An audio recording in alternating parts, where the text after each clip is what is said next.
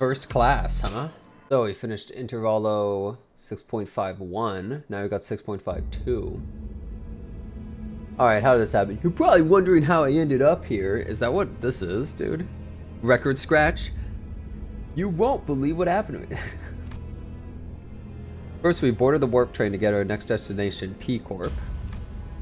Got on our fancy first class flash freeze hibernation capsules, and we're supposed to arrive at P Corp after a quick blink of an eye, but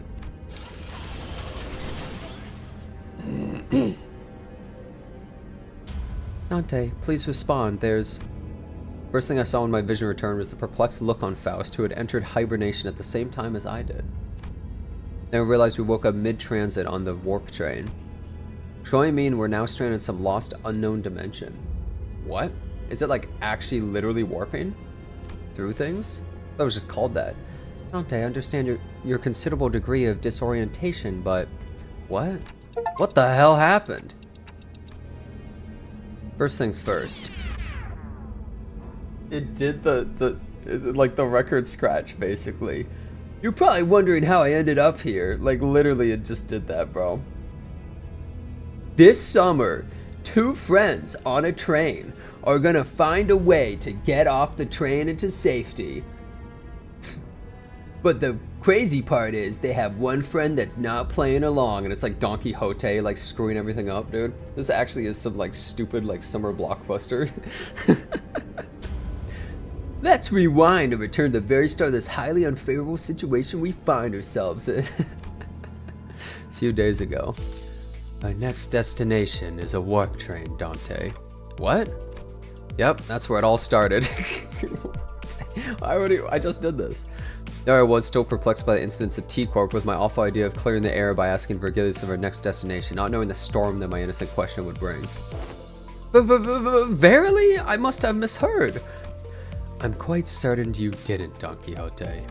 We're now en route to T-Corp Warp Train Station. The warp train station must have some conundrum that must be resolved there, indeed. A quest that must be swiftly addressed at the station, yes? Did a distortion pop up at one of the warp train platforms or something? I see that you are now significantly less disinclined to take on some side jobs. But no. We are boarding the warp train to get to P Corp. End of story. There's nothing between the lines, so don't try reading into it.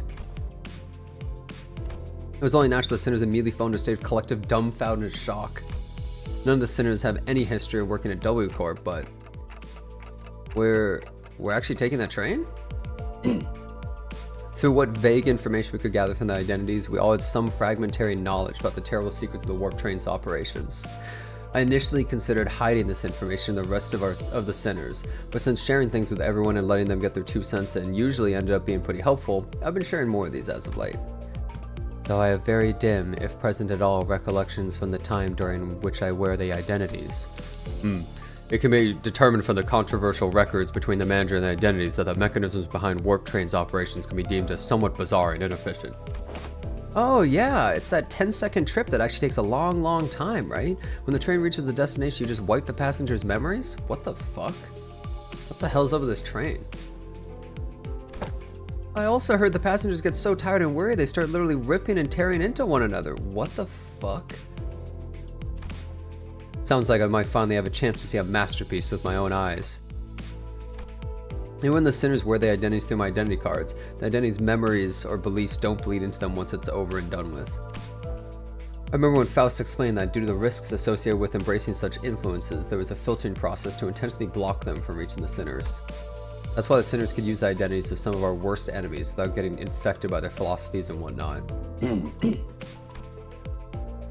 But it also meant they couldn't retrain any new information that each identity had to offer. That's why I keep a record of some things that sound particularly important and sometimes share with the rest of the sinners. My voice doesn't really carry well past the window, so most of our communications are one-sided, but I had an abundance of W Corp identities, so it wasn't difficult to piece together the truth behind the trains. But, maybe ignorance really is bliss. So, are warp trains a big thing in Ruina or something? Your alarmed response and possible incompliance have already been accounted for. Lady Faust! Then thou hast known this all along? Wherefore hast thou not deigned to tell me of this? Faust has indeed known this all along, as no knowledge is out of Faust's reach. As expected, a solution to your dilemma has already been prepared. Bro, she says, no knowledge? Oh yeah? Then why didn't you know we owed $10 billion to fucking K-Corp or whatever? I seriously doubt your solution involves not getting on the train, so what is it? The bus. Oh, what about the bus? There's no way this thing fits inside a train car. Charon vetoes too. No one to feed Mephi while Charon's gone. Miss Faust. The rearmost tails cars of warp trains are all freight cars. That is where Mephistopheles will be safely fastened and transported, and the LCB will have the benefit of boarding as first-class passengers. Bus begins to swell with noise again, though in a slightly different air to the alarmed response from earlier. First-class passengers? What, the seats for those pompous toffs? Even on normal trains, you got those sods whose proudest accomplishment in life is planting their asses in first-class seats, while others are cramming themselves into freight cars because they haven't had the cash for even an economy ticket. Hey, don't look at me. I've never been in one of those first-class seats before either. Isn't the ticket for a single first-class seat like as expensive as 3-4 months' salary of a first-year wing employee? Can our budget really handle getting a ticket for all of us?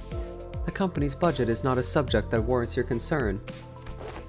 I hear first-class passengers get some cool bonus stuff like personalized private capsules or something, don't they? That is the promotional language, yes. They are flash-freeze hibernation capsules, to be precise. They have been designed to easily withstand the true amount of time it takes for the warp train to travel from point A to point B. The trip will be over in a blink of an eye for the passengers. The company's regard for our well-being is unfamiliar yet welcome. To be provided such extravagance merely for our comfort, such occurrence is quite seldom. Oh, he's happy. Right? I honestly thought we were gonna just slip just the guide and Carol into the first class seats and seat the rest of us in economy cars. This seems like an unnecessary luxury. They should have saved their budget and only given the executive manager and the loyal advisor access to those seats. Let's not get ahead of ourselves. We're taking the train to our next mission, alright? We have to think about the unique nature of warp trains and prepare ourselves accordingly. Right? I know it's first class and all, but warp trains are just plain creepy. I knew you would also be worried about. For example, economy passengers are going to have a hard time getting to the first class car. If they can even attempt to open it, I mean. I'm pretty sure the door separating the cars is ironclad. Ishmael would have been holding the first class promotional pamphlet in her eyes for a while, was chattering on with fire in her eyes. What the hell is this face? We wouldn't have to lift a finger. We just have to board the train, get to our capsule, shut our eyes, and snooze through the entire ride until all that mess in the other cars blows over. Heard they used to give out commemorative merch back when their finances were in the gutter and... Oh. A true adventure is not without its hardships, yet even the most exalted of heroes cannot venture without respite. And in very rare occasions, the hero may even deign to select a first-class seat to rest in place of a quaint inn. Indeed, indeed. Seems like everyone's at least somewhat interested in the fabled first-class seats of warp trains. I could sense there might be a growing consensus among the sinners that even a warp train trip might be acceptable if it meant they could ride in first-class seats. I will board the train if I must. Is first-class seating mandatory? I prefer the scenic route. Don't want to miss out on all the fun. Regulus pretended to not hear Ryoshu's question. Very well. Then I assume we are all in agreement. Let's go. I've a matter of great import to discuss with thee. What is it? Out with it, lass. Being around the bush ain't like you.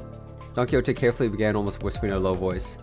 That is, in the first-class seats. I have heard tell that we must board with our feet freed from our boots. Doth that claim hold water?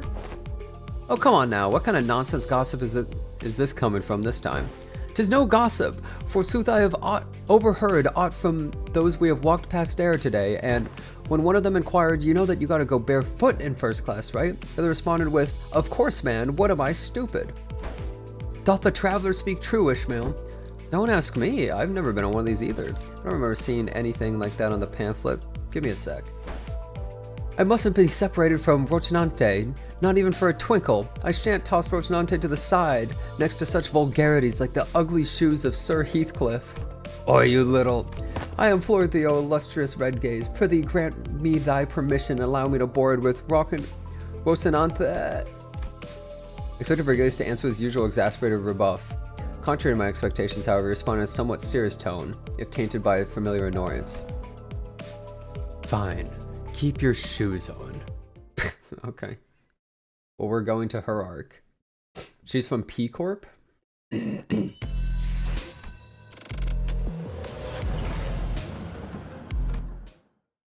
What's gonna happen here?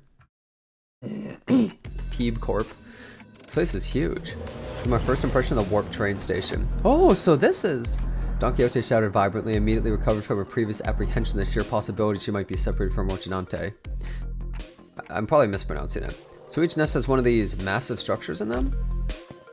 I've got nothing. Oi, know anything about what they're asking? Heathcliff asked, gesturing towards the Marisol with his chin. Every warp train station has been built with a general design philosophy that draws in their respective nest architectural idiosyncrasies. It can also be said many critics in relevant fields praise the warp train stations as one of the many cultural cornerstones of the city. I have no idea when it happened, but Heathcliff started treating Marisol like a walking encyclopedia from time to time. Marisol, young Marisol! Lo, is that passenger over yonder one from the nest? Incorrect. Leather-based clothing and metal armor are predominant fashion trends often visible in the outfits of the Western population, while the individual's cloth-based style is somewhat ubiquitously observed throughout the population of North and South. They are largely considered to be an Eastern fashion trend, rarely seen among Western. Prithee, show thyself, for I must make a record of thy lectures. What wisdom dost thou have to impart regarding the fashion of the northern region? I have once espied in a magazine that they are garbed in puffy, loose-fitting outfits, understandably so, given the colder climate of the region. An opportunity for first-hand observation stands before you. Whoa! What is this? Blue Archive? Whoa!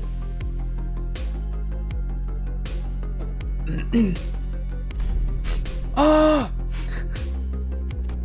3 seconds of screaming duet, one in utter fascination, the other in unmitigated frustration. What the shit? You nearly blew out my eardrums. You're one to talk.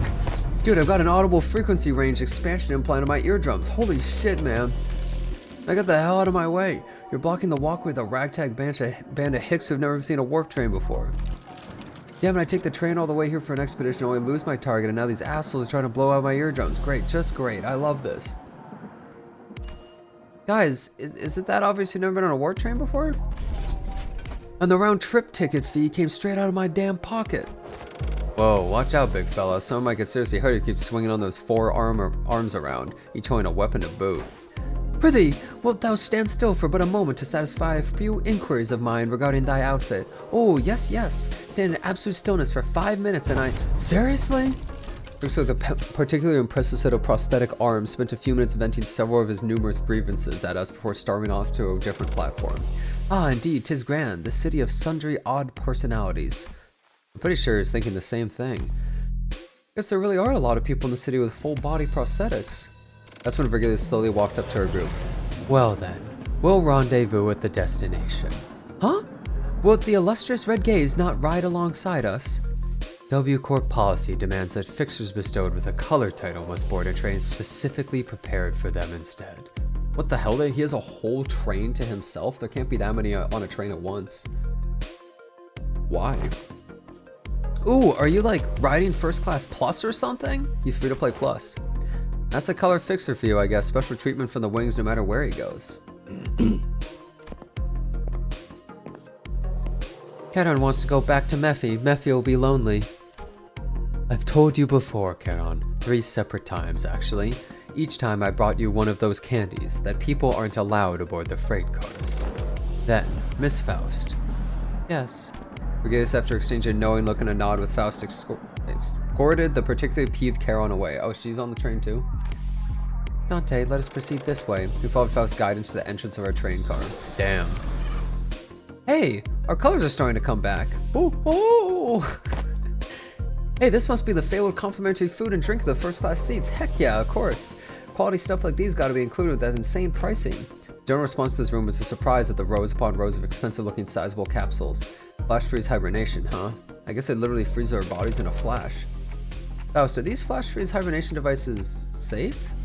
Please elaborate on your exact definition of safe. These things are supposed to freeze us solid, right? Can we really come back from something like that? Flash freeze hibernation device will put you in a temporary state of death caused by rapid cellular cryopreservation process. However, the rapidly A rapidity of the process prevents damage to your cells during the phase change. Therefore, in most normal cases, this will not cause any issues. Isn't this how it works in real life? Is like theoretically you can do this if you could freeze someone and unfreeze someone fast enough?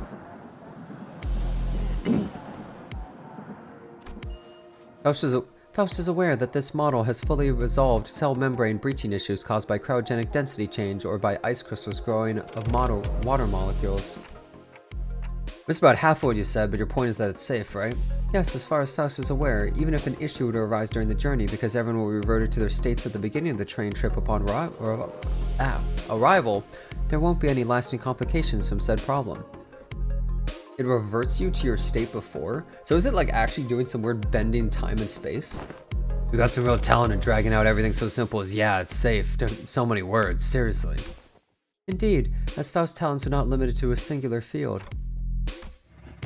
Okay, but that still leaves a lot to be worried about. Just as I was wondering, however, I realized there was something odd about the way she phrased that answer. As far as Faust is aware, are you saying it could be wrong? As a general rule, Faust does not err. However, Faust is also not a divine being. There is certain information in the world that Faust is yet to have access to.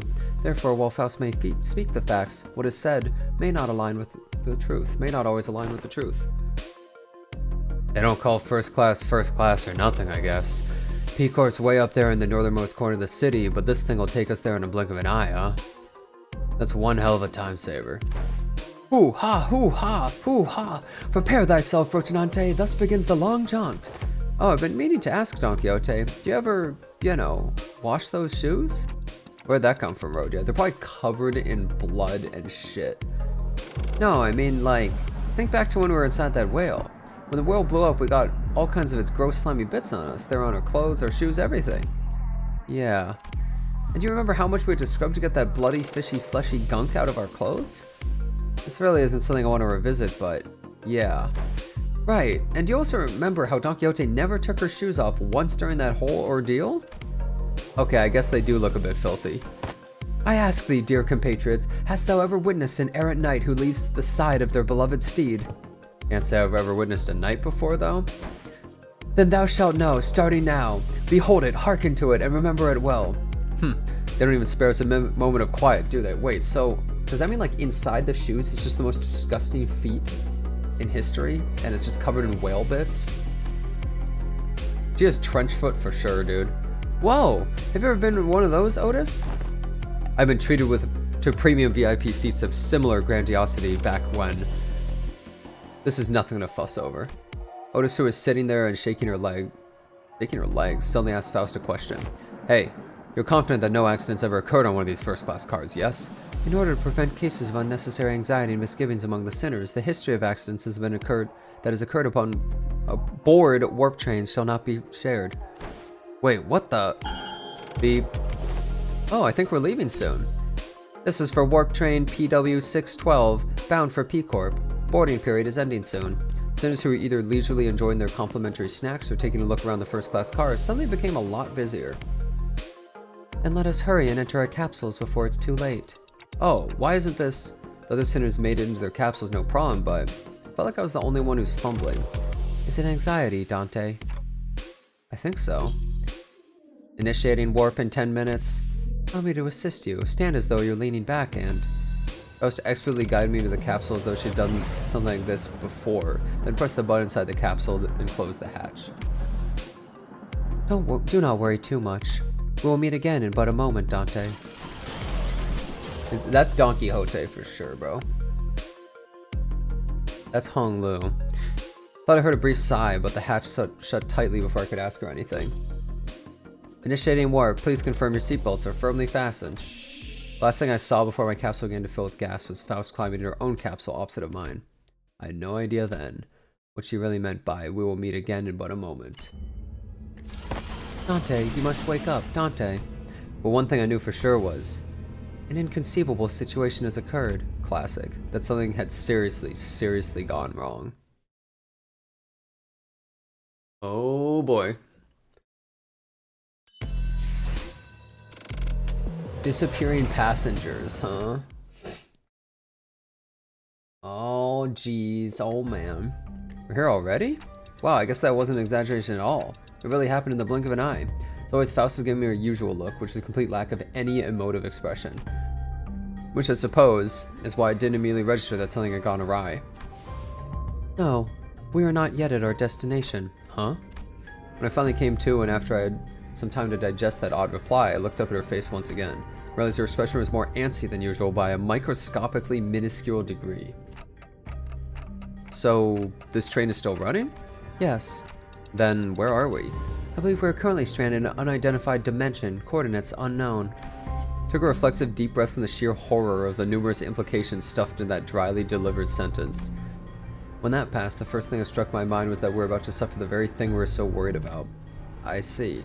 You know, I think I'd rather just take like a long bus ride to P Corp rather than taking a fucking train that goes through crazy dimensions and can kill you. To be fair though, taking a bus can kill you too. I mean, anything in this world can kill you, let's be real. A plane probably isn't even safe because there's probably like a flying dude with a gun or some shit. Like, nothing is fucking safe in this horrible ass world. And you're certainly not gonna walk. I see. But I soon found myself calming down. There's no planes? I wonder why. Yeah, this had to be a part of Faust's plan. She probably saw us coming from a mile away. I'm sure she's about to proudly tell me every little detail of her plan that will help us out of the situation. This is all part of the plan, right, Faust? That was an unusually long silence from Faust. You were half correct, yet half incorrect. With that, Faust led me to flounder in the chaotic stream of vaguely terrifying information she began stopping by each capsule to wake the sinners. Oh, we're here already? Man, it really happened in the blink of an... No. Oh, what's this? We're here already? For real? It really happened in the blink of an... No. Oh, we're here already? I guess we're really worrying over nothing. No.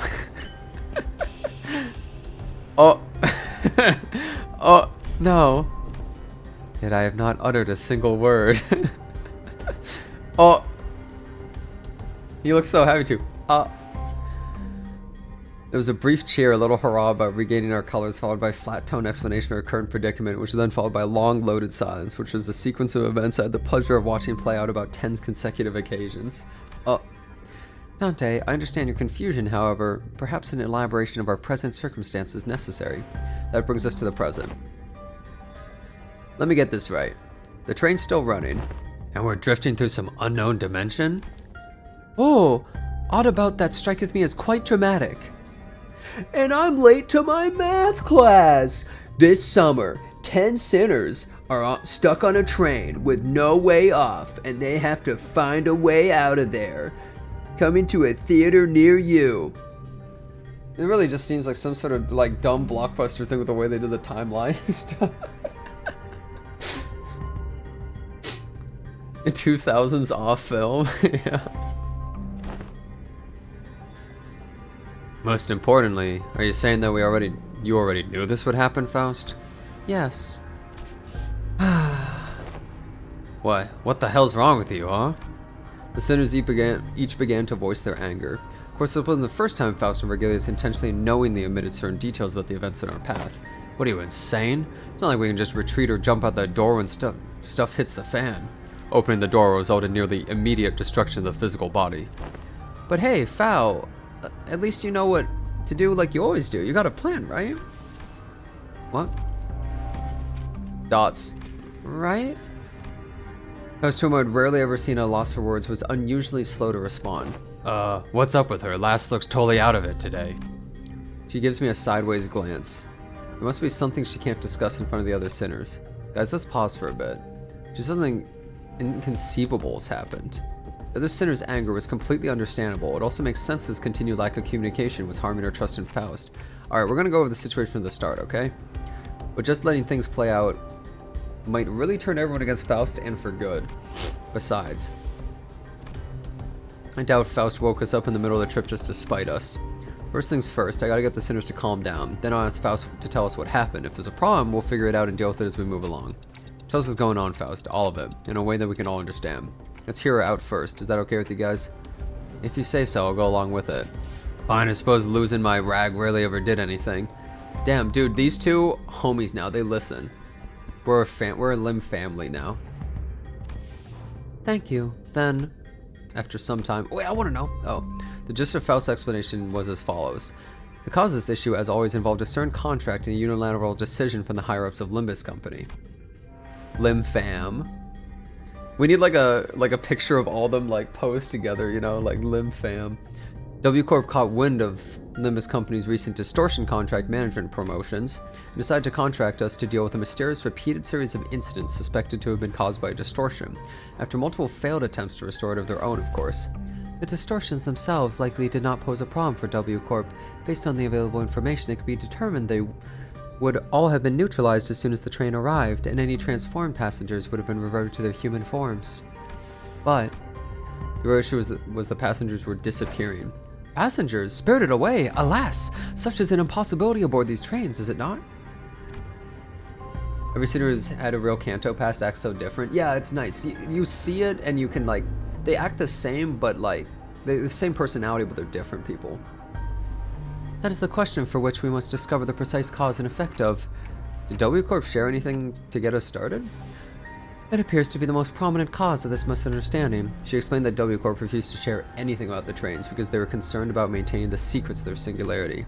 Maybe that's exactly why they sought out an upstart business like Limbus Company to deal with this, and now that I think about it, we wouldn't even know where to start if we didn't have access to the information that the identity cards had to offer. Faust produced what appeared to be a keycard with a W Corp logo on it before continuing her explanations. Also, really quick, I just want to show you guys something absolutely crazy. So I don't know what's been happening, but for the past couple days, Twitch like ate shit, and this is what my page looks like when I'm reading chat, guys. It fucking sucks.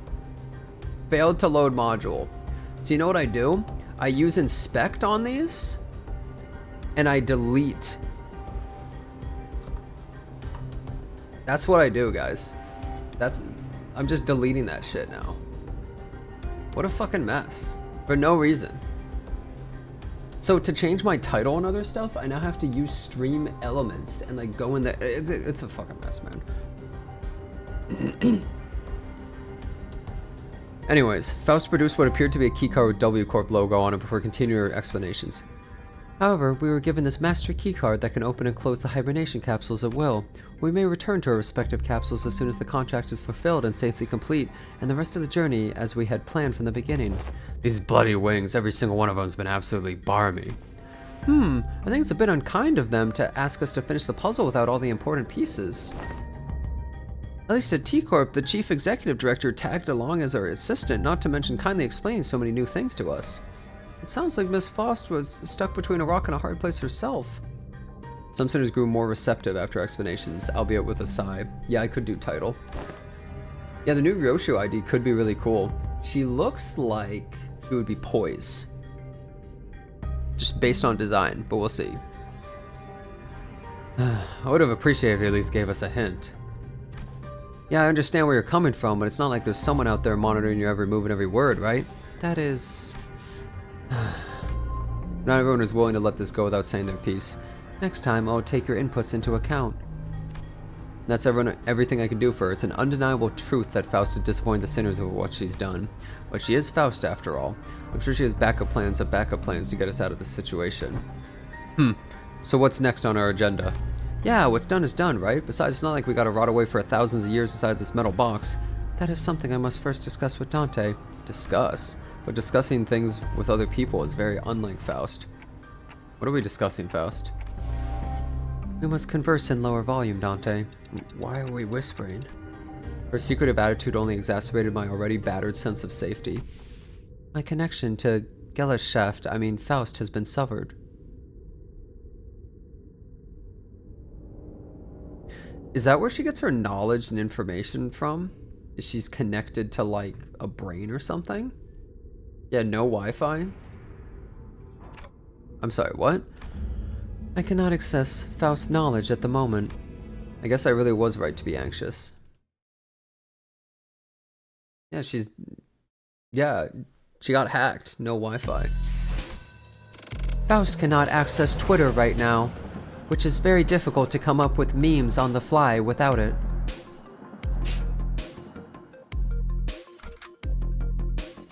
Faust has no access to memes at the moment.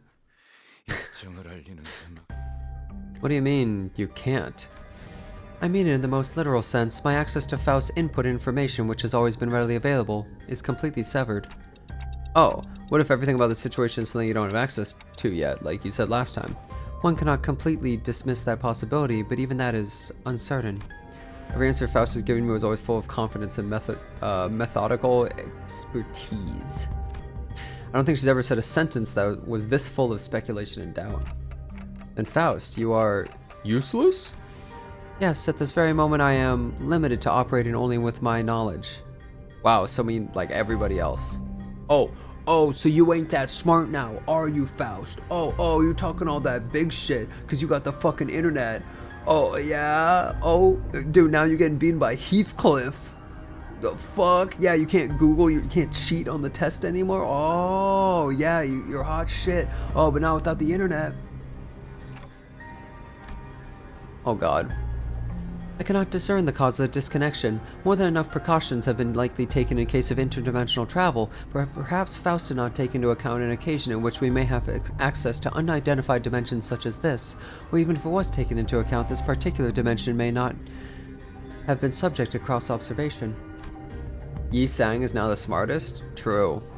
If that is not the case, then no, never mind. There was nothing that suggested that my connection to Faust would be lost. Not even as we boarded the train. To be honest, this is a rather disagreeable situation for me. Alright, for now that this changes everything. Why am I like memeing so hard on this fucking chapter? I don't know why. I don't know. It's just like there's so many things to make fun of, just like have jokes of. I recall the last thing I saw with the hatch in the capsule closed when Faust told me not to worry too much. Okay, this is a minor setback. Nothing we can't beat, right? We got this. I began to mutter like I was trying to convince myself. As the manager, my job is to calm everyone down and set their sights on the future, just as Faust did for me immediately before the hatch closed.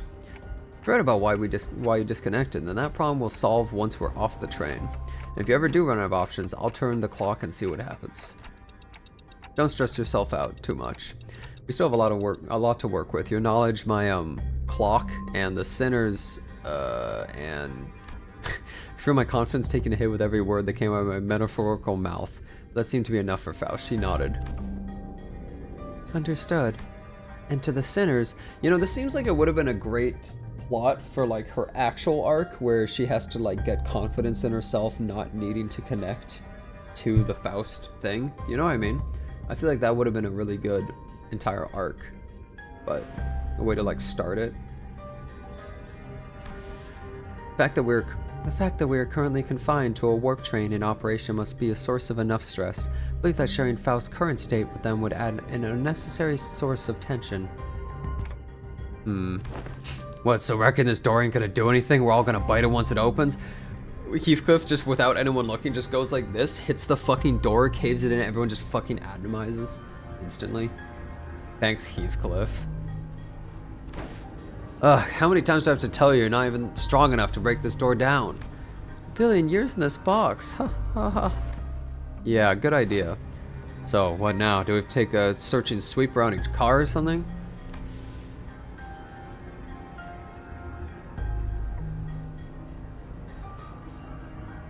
In the grand scheme of things, yes. Faust cleared the air with a cough before continuing. But A-Corp's standard timescale, approximately 3 days, have passed since our departure. As per the contract between Limbus Company and W Corp, I acquired the master keycard, placed inside my capsule, and adjusted the hatch settings to open automatically in 3 days. Okay, wait.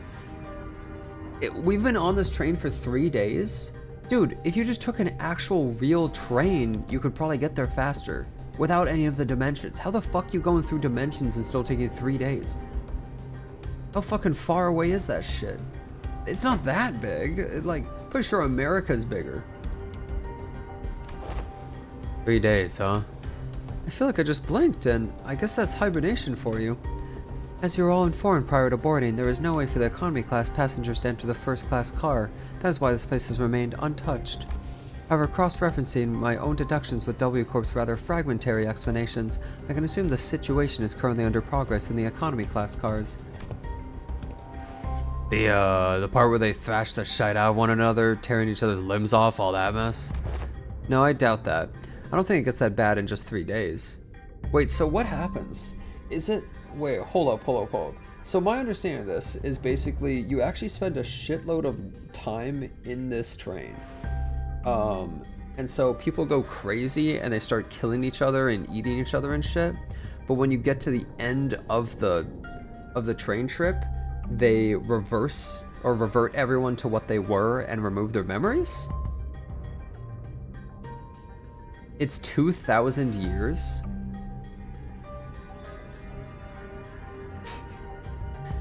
This is like the worst form of travel I've ever seen in my life. This is like literally the worst form of travel. Salikari's Ruina playthrough? No, I just, based off what they said, this is what it sounds like. That's what they said.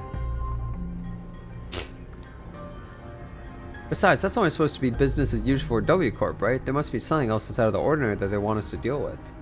This is the worst fucking thing of all time, bro. This has got to be one of the worst things in all of the game. Like, just horrific. Precisely, in my opinion it is. Oh, hold that thought for but a moment. Just as Faust was about to continue, Don Quixote raised her index finger to her lips and signaled her to be quiet. Dost thou hear aught as I do? Yeah, you can't actually die here. Scratching, nay, rapping. Forsooth, past this gate must be, rapping. Don Quixote kept listening with her ear to the door. An odd expression of half curiosity, half horror appeared on her face. It is possible there must be, Lady Faust? After a very distressful noise, everyone simultaneously turned their heads to look at Faust, who closed her eyes briefly and thought. Okay, wait. If it reverts you to before, then wouldn't the best strat be you just immediately kill yourself? Like, you get on the economy train, and then you immediately just, like, stab yourself in the heart, and then you're just gonna... Your train trip's only gonna take, like, 10 seconds, right? You can't die? Like, ever. Nothing can kill you?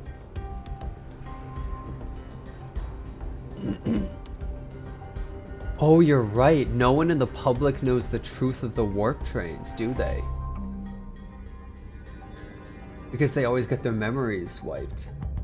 Bro, this is the worst fucking shit of all time. Oh my god. This is actually, like, so bad, dude. What the fuck? Nobody even knows how terrible it is and what they're gonna have to go through. Alright, honey, see you tomorrow. Like, I gotta go to work on the warp train there and back. And then just, like, goes through thousands of years of the worst shit imaginable, gets mind wiped. Alright, I'm back. Like, what the fuck? You can't die. If someone swallows your head, you'll still be conscious. Please step aside for a moment, Don Quixote. It would be best if I observed it with my own eyes. With that, she reduced a master keycard from her pocket and approached the panel installed next to the door. Whoa, hang on a minute. You're gonna open the door? I intend to follow your usual flavor of suggestion, Heathcliff. That there are times in which a physical altercation is preferable to detached ruminations. Hey, Kerbal, thanks for resubbing for 21 months. Thank you, dude. I appreciate it. Thank you, thank you. Dude, Heathcliff was right.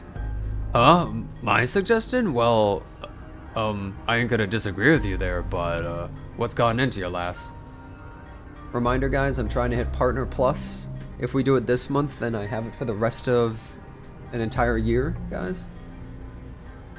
Tier 1, 2, and 3 subs do add to it. Just before the end of the month, I need like 192 subs. After all, how could I deduce anything without seeing it myself? Bleep. After a brief mechanical beep. God! Hideous creatures suddenly crashed through the open door and charged wildly in our direction. Wait, hasn't it only been 3 days? I thought it's only been 3 days. Has it been way longer than that?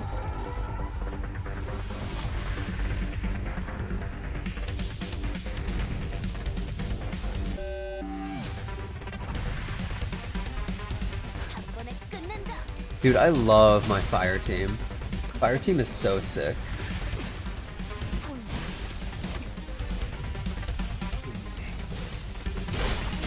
Holy! Oh wait, that was the same target. Wait, why is Ishmael bleeding the enemy? Oh, they just bleed, I guess, when you hit them?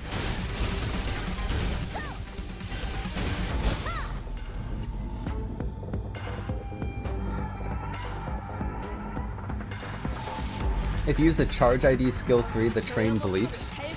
So this is where the janitors are from, huh?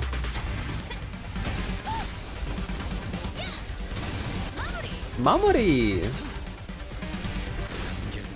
You know, I didn't realize the W Corp stuff was so recent. So charge basically wasn't really much of a mechanic anyone could use until the warp train stuff came out. This game does a lot of cool little nice touches, you know?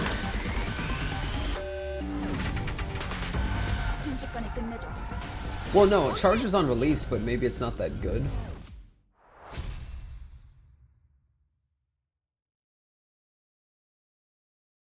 Oh, there was season 0 W Corp. Oh.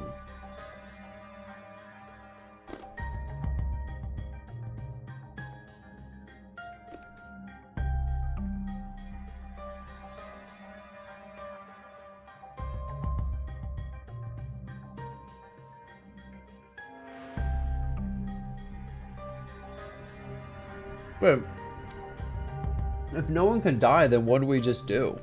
Did we just dismember them so I can't do anything?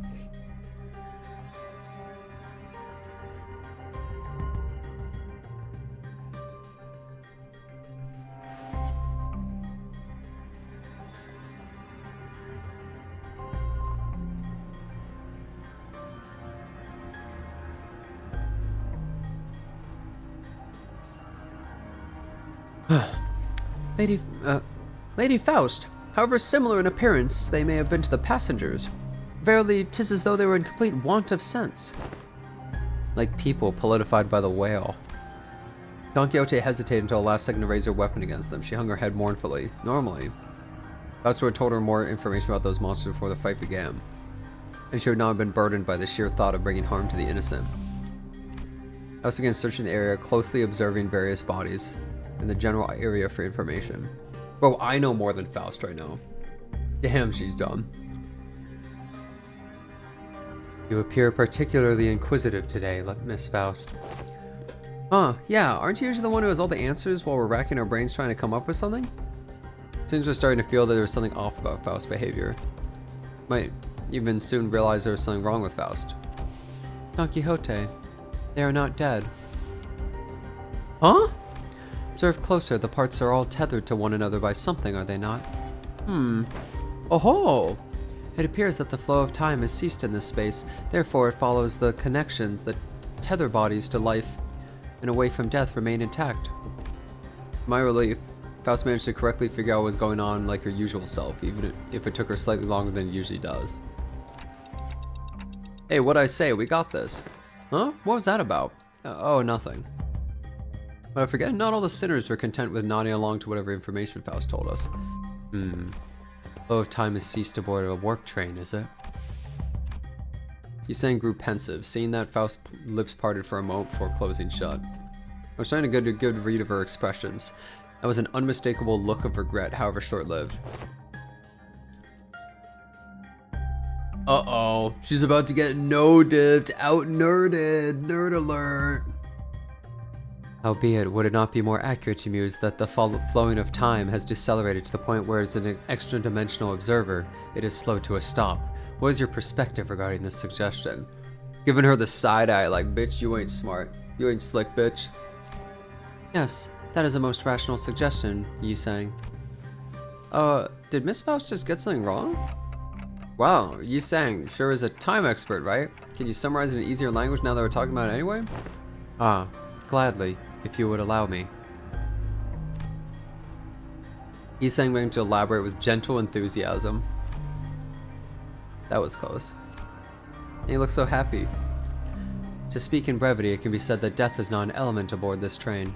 And? Can you maybe speak with less brevity? To elaborate. Verily, this one's heart beats still. Don lowers her head and listens close to what appeared to be a dismembered torso and shouts with relief. Your state is akin to an unassembled jigsaw puzzle, merely immobilized and separated. Though their corpus has been sundered, the concept of death is a state of, for all intents and purposes, eternal delay aboard this train, existence and continuance of moratorium. So, what do they use to fight? If you're part of W Corp, dimension-related shit? Forced they are to be tethered upon the thinnest yet tenacious thread of life. Ill understood what hath been said here, yet they are not dead all the same, If their severed parts are all connected, then it can be said no matter how entangled their bodies become, it is not impossible to eventually gather their parts together to form a single passenger. Thus, naturally, we can determine how and why the profession W Corp cleanup agent has come to be. Their jobs are to put you back together? I see, because someone will have to categorize and reconstruct these puzzles once the journey is over. That's the worst job ever.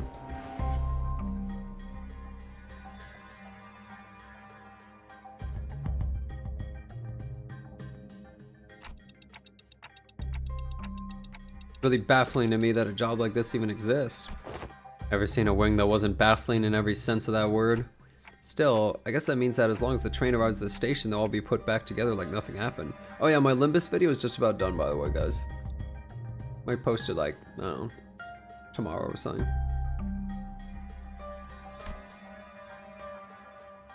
What I learned through W Corp, identities, their main jobs was to gather chunks of flesh together to bring them back to their original shapes before they boarded the trains. A lot more visceral than when I've looked at it in person. The video has no spoilers either. More of a review. Phew, that is quite the auspicious news among ill tidings indeed. It would soon click to me what Faust was, though with some awkward effort trying to do as I watched Don Quixote sigh with relief. Faust was trying to cheer Don Quixote up in her own way. The other Faust would not find it even necessary to do something like that. Dante. Oh, what's up? Oh, time to whisper, right? Indeed, I intend to collect further intelligence. Well, if there's anything I can tell you. Faust cast her dark gaze towards the chunks of flesh. Her gaze remained fixed upon them as she whispered, Are they distortions or anomalies? Oh, yeah, I actually want to ask you about that. They weren't humans, that's for sure. From them I felt some sensation I felt from monsters. Something inexplicable, an unclear sensation or an aura. I felt this somewhere before, I'm sure of it. I couldn't quite pinpoint the source of sensation. One thing I do know for sure is this sensation was not the same feeling I got from abnormalities, distortions, or even the Pacatula. If I had to lean one way or the other, I'd say they're closer to distortions. I'm sorry, I don't think they're either of those. Is it difficult to be certain at the moment? Again, I'm not sure how to explain this, but they're very, very similar to distortions, but also different. Good to ask then, I'm gonna guess Faust doesn't know. Faust may know, but I, at this moment, have no way of knowing. I feel like I should apologize for that. There is no need, Dante. Though the information you provided me is rather ambiguous, it has helped me deduce something of worth.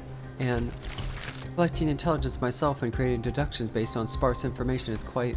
She paused, holding a bloody, slimy chunk of flesh in her hands.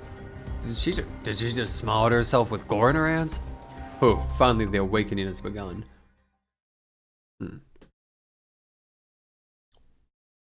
Wow.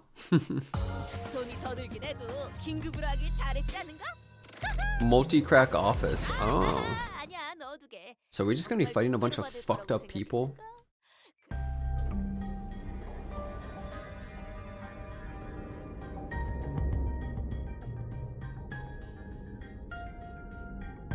After a round of intelligence gathering from Faust, we opened the door next to the cabin only to be greeted by a loud commotion. Sounds like there are other survivors. Ah, passengers in danger, worry not, for I have arrived to... Whoa, whoa, don't come any closer, who the hell are you guys? Four-armed woman suddenly jumped in our path. She appeared without warning. Faust stumbled a little, inadvertently slapped by the figure's swinging arms as she pushes us away. Right, like you guys gave me any warning before you practically kicked that door open. Would you mind moving that huge sword out of our faces? It's a bit threatening. Threatening? I'm just trying to protect those civilians in this car. Oh, so is that a bioprosthetic? Must be an old-timer, huh? I thought those things went out of style forever ago. Oh, you want to see what this old-timer's got left in them? Big meaty claws! Ah, thou art from the north, verily. Thy garb is of the northerners, no? This really ain't the time, laughs. Anyways, it looks like we're in the same mess here. Make way for us, yeah? She seems to be sizing us up for a moment. Nah. How do I trust you? Got any proof that you ain't bitten? I'm not gonna let all my effort protecting this place go to waste. Bitten? The bloody hell are you talking about? Weird, you look completely lost. If you're in one of the economy cars, I'm sure you've seen... Hold on. Are y'all from the first class car? Yeah, we just woke up from our capsules. But none of you look very... I mean, aren't first class seats supposed to be... Well, why didn't you say so from the get-go? Name's Sasha, multi-crack office rep. Thus she lowered her weapons and allowed us to pass. Have you not left this car for the duration of the ride, Sasha? Oh, no, I haven't. We worked over to T-Corp after picking up one of our contracts, but... Geez, can you believe that this train broke down? Shit, is it even broken? I'm not feeling hungry or sleepy at all. It stinks of some shady bullshit if you ask me. Well, poor Sasha, she's gonna have to be here for what, 2,000 years? You can feel that even in a prosthetic body? Man, how could I live without my favorite hobby, drifting a sweet nap after a pleasant meal? So I made sure to get high quality parts from him so I can still feel hungry and sleepy. Hasn't something else of note also occurred? You bet your ass something did else of note go down. How distracting. Is it hard for you to speak without being so hyper? Will they stop swinging your arms around like that? Can't do that, friend. I broke all my prosthetic arms in a fight, so I'm calibrating a new set. Gotta keep swinging them if I want to sync up to the other parts anytime soon. Anywho, I don't know what the hell is going on, but people start turning into some weird monsters all of a sudden. I haven't a goddamn clue as to who they are. Don't seem like they can understand us either. Good thing my train car didn't have a lot of those monsters. I just chopped what monsters there were to pieces and hauled the civilians to this vacant car. Sob. 3201 red colors, 3202 red colors. You've decided to protect them despite the potential risk they may transform as well. But of course, 'tis expected duty of any valorous fixer to stand guard in the front lines against evil to protect the weak. I've been keeping a close eye on them for the last 3 days so far, and 0 transformations. Go past this car and you'll see what hell on earth really means. Those monsters are occasionally trying to claw their way to the front of the train, so if you ask me, I'd wager that some shit went down there in one of the train cars in the back and spread like wildfire till it reached here. I see. And that's all I can tell you about the situation, so what's your story? Why do you rich first-class folks suddenly decide to grace us peasants with your presence? Nothing that's happening here could have made your sweaty, or your swanky first-class cars. So what's your business down here? W Corp has hired us to solve this case. We are, fixers! Indeed, fixers. Rush nodded reluctantly as she affirmed Don Quixote's boisterous declaration. Huh. They got every single one of you first-class ticket? Your office must be rolling in the dough. Wait a goddamn second. So W Corp already knew this would happen? Uh-oh. But, are you really connected to a wing? Not sure if I trust you. As you must be well aware yourself, contracts and contract fulfillment are of paramount importance for fixers. With that in mind, please recall that W Corp is one of the most secretive wings of the city. Ah, a non-disclosure agreement, huh? Makes sense. I wouldn't want to deal with one of those oafy boys either. Anyway, I'm still gonna have to ask for proof that you're actually contracted by W Corp. This is the master keycard given to us by W Corp. I believe it can open most doors aboard this train. Let's produce a master keycard from her pocket. I guess there isn't any other way for us to prove we're actually contracted by W Corp. A keycard? So use this to open the path between the first class and economy class car? Let's see. W Corp logo. Whoa, nice materials. Looks like you're telling the truth. Alright, I won't pry. Not like there's any cash in it for me either. So I guess you gotta go all the way down there for your job, huh? Yes. Fixer finally got our way, then with one of her free hands pointed towards the opposite door. Well, it's your funeral, ladies and gents, or your victory lap if you guys are really that good. Lots of luck to you. I thank thee for thy words of courage, Fixer Sasha. I shan't trust thee with protection of this fortress. Prithee, protect the innocents in my stead. Oh, I shall trust thee. Big sis, are you a fixer? Are you gonna save us from the monsters in the cars behind us? Oh? Just as we were about to retreat to the other end of the car, a little passenger pulled on Don Quixote's coattails. Aye, forsooth. Whoa, are you a famous fixer? Forsooth, once again, thou mayest know me as a profoundly illustrious fixer. Whoa, I want to be a fixer too, just like you. Don't pester the lady, I'm sorry, she's my daughter and... Wahaha, worry not thyself, 'tis no bother at all. Thou must dream of becoming a fixer thyself, little squire. It is fortunate that someone like you is aboard the train. Your presence ensures that child's survival. What you talking about all of a sudden? Come on, no need to keep up appearances between people of the same line of work. I'm just here to collect some sweet, sweet emergency contract fees from each and every one of them. Are you two on something or what? I see. I don't think Don Quixote needs to hear what you just said. Didn't know you could be like that, Faust. Like what? You knew there was no way the fixer was actually here to protect them out of pure goodwill, but you decided to go along with Don Quixote's delusions anyway, am I right? Good move. I was getting worried about what might happen if she started acting out again. Saw his twinkle in her eyes too, right? Don Quixote's always been this energetic, but she's been especially bouncy today. Eyes. Faust strode towards Sasha with a question. I have one last thing to inquire. It'll be 30,000 on per inquiry. That is quite an unsound decision to make for someone who claims to be in the same line of work as us. You consider the possibility that since once our contract is successfully completed, we could include references to our particular cooperative associate office in a report to W Corp. Good morning, what's up? Whoa, you serious? Well then, let me hear it. Were the eyes of the monsters you faced red, by any chance? Sasha paused her swinging arms for a moment upon hearing that question, appearing to either be in thought or trying to recall something, then answered. I don't know. Those monsters were red all over, but there was something special about their eye color? Well, for one, my prosthetic eye is red. That passenger over there's got red eyes, and oh, you there, that lady with the big sword's also got red eyes. Was someone out there paying cash for info and red eyes or something? No, well, it was a question of no significance. Faust nodded lightly in her direction, then opened the door to the next car.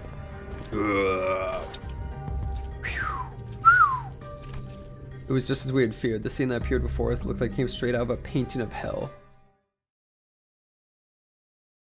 Yeah, Roshu's having a great time. She's having a grand old ball.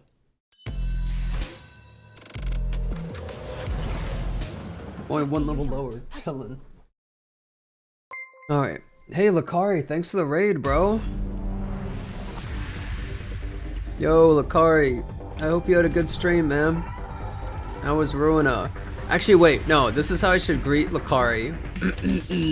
Man, fuck you, Lakari. You have no fucking idea what I'm doing. Look, the fucking game gimmick. Piece of shit. Fuck you, Lakari.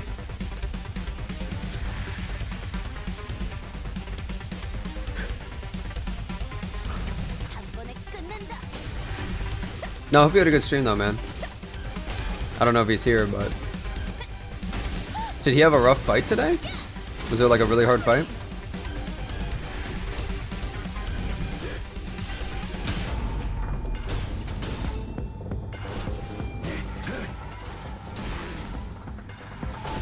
Like 5 hard fights? Jeez. He got another Millie song? Oh yeah? Which one? Which Millie song?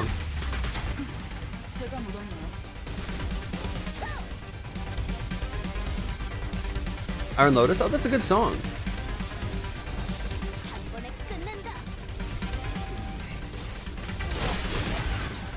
Look, I'm gonna be real, guys. The best Millie song in Ruina is the opening theme, right? I think. But I think this game's Millie songs actually clears super hard. I'm gonna be honest. Like, I think this game's Millie songs are really fucking good. I think they're way better than Ruina's personally. I do really like the opening theme, and I think, was it Iron Lotus or another one that I think is really good too from Ruina? But this game's songs are just insane. I feel like the Millie songs in this one are like crazy. What the fuck is a Millie song? It's this band called Millie that does a bunch of music for this game and Ruina. Cool. How are the fire units? Awesome. I love the fire units so far. Children of the City.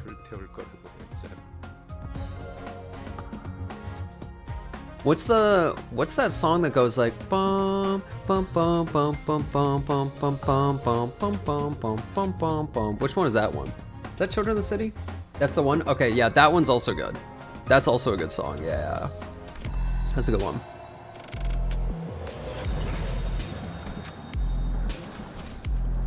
Yeah, that is a good one. Okay, but like, bro. Dude, but this game's Compass goes crazy, okay? Compass is so fucking good. And then there's that other one called, what's the Canto 6 one? Dude, that one's also good. Like, Through Violets or whatever, Through something. Through Patches of Violet? Yeah, dude, that one also is like so insane. Like, both those songs are crazy in their respective arcs. Like, they go so hard. I'm really hyped for when Lucaria reaches those. I can bring backup IDs. We don't need backups. But before the game scene, I didn't like Compass that much. True, I didn't really give it much of a chance though, I'm gonna be real. I mean, this game's opening theme is one of the best songs. Oh.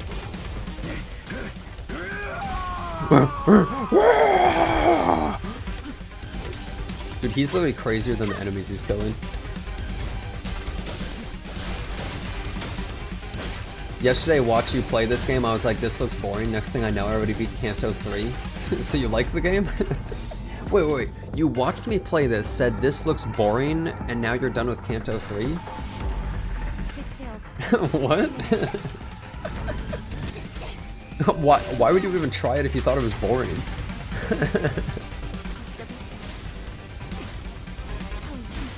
Watching and playing are different, true. Yeah, hate watcher turned into addict.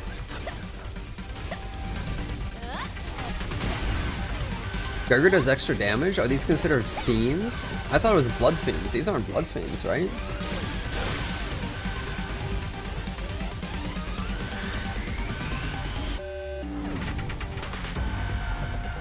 It looks boring, but everyone says it's good, so you tried loading it, so you like it now?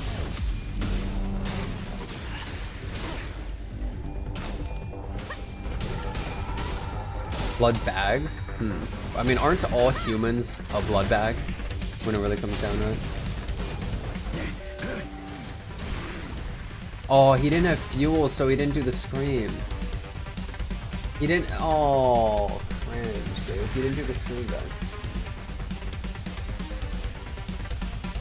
Confusing AF, true. Blood bag passenger. What the fuck? Oh yeah, blood bag. Huh. Dude, Patches of Violet beat Compass and Fly My Wings. I would get real. Look, Fly My Wings can't compete, dude. It's good, but like, it can't compete, man.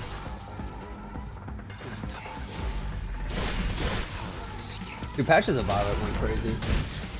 I think Compass is still kind of... Okay, here's the thing. I think Compass is the best one. But Through Patches of Violet has like the most insane, I don't know, presentation. Like the way they did the duet and all that stuff was crazy, right? Like that's really cool. But that's like not the normal song, you know what I mean? Uh-oh, goodbye, Faust. Oh, wait. Oh, I thought she was suiciding. Sorry, that was a different skill. That was her suicide ability. Mamori! Mamori! Just...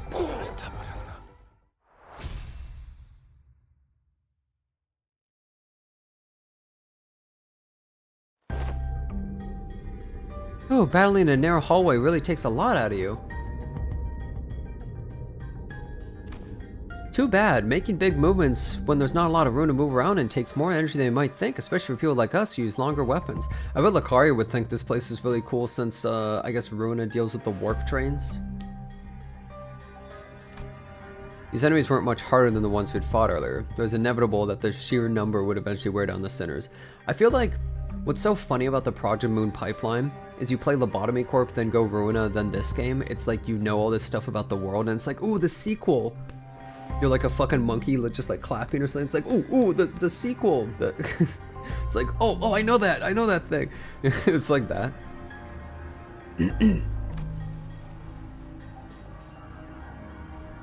So people play with previously like, I know that thing, it's the thing. Oh, what are these things, Faust? Yeah, I've been wondering that too. Why are you so tight-lipped all of a sudden? Those entities are... What do you think those entities are? Did you just ask the same question? Oh no, are you giving us a chance to come up with our own answers first? Of course, Faust did not confirm nor deny his question, but Sinclair was perfectly capable of interpreting her signs in his own fashion. Bro, I'll be real, guys, I'm smarter than Faust when she doesn't have Google.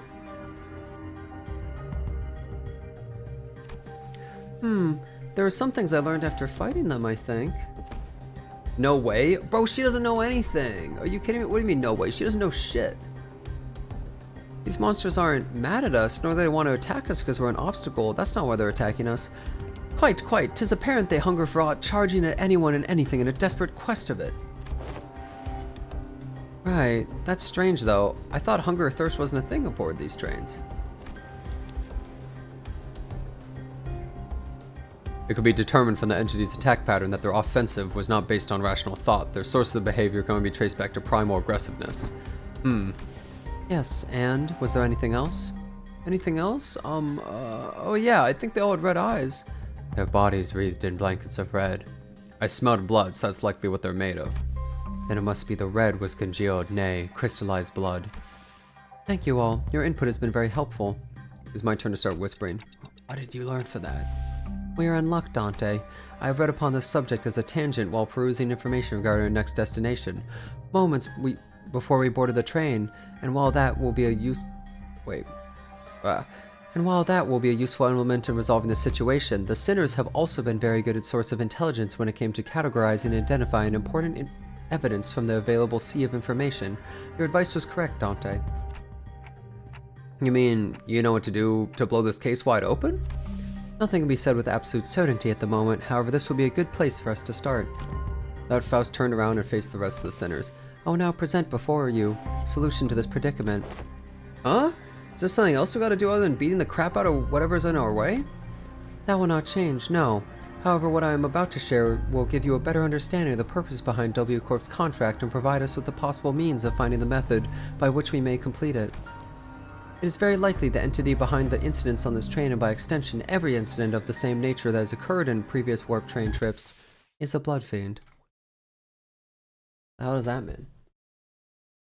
No way.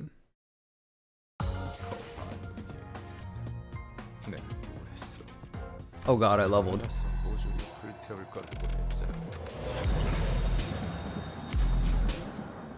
I was only one level below, now I'm 4.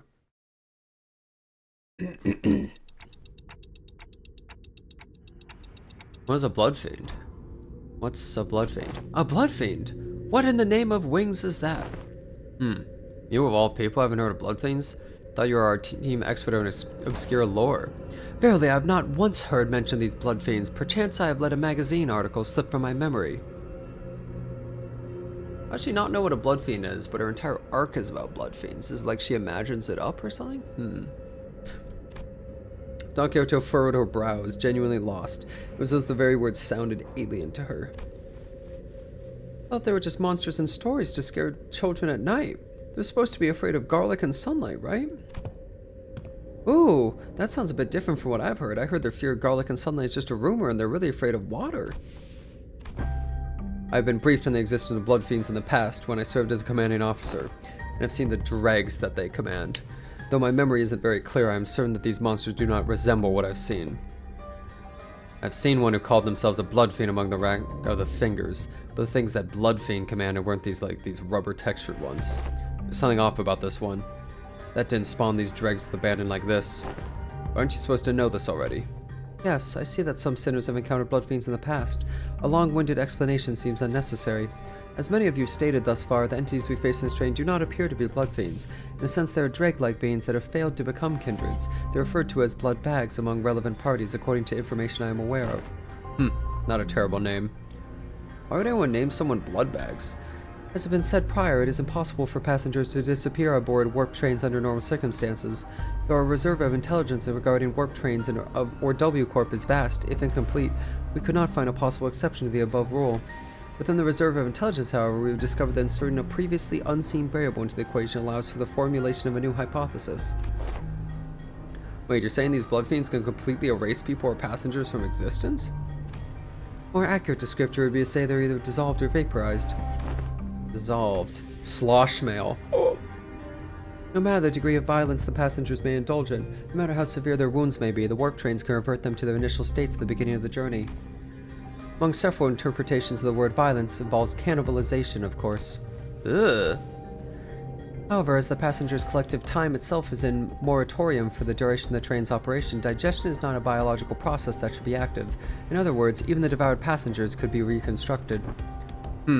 If they are merely stuffed into the digestive tract, then I suppose they could gut the passengers to retrieve the chewed up chunks of the other passengers and piece them back together via the vein-like things connecting each individual.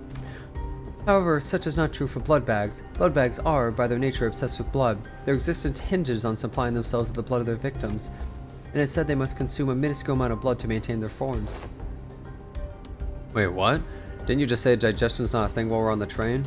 If I were to continue my deductions, perhaps consumption of blood for blood fiends and blood bags is a fundamentally different process from our consumption of nutrients for energy.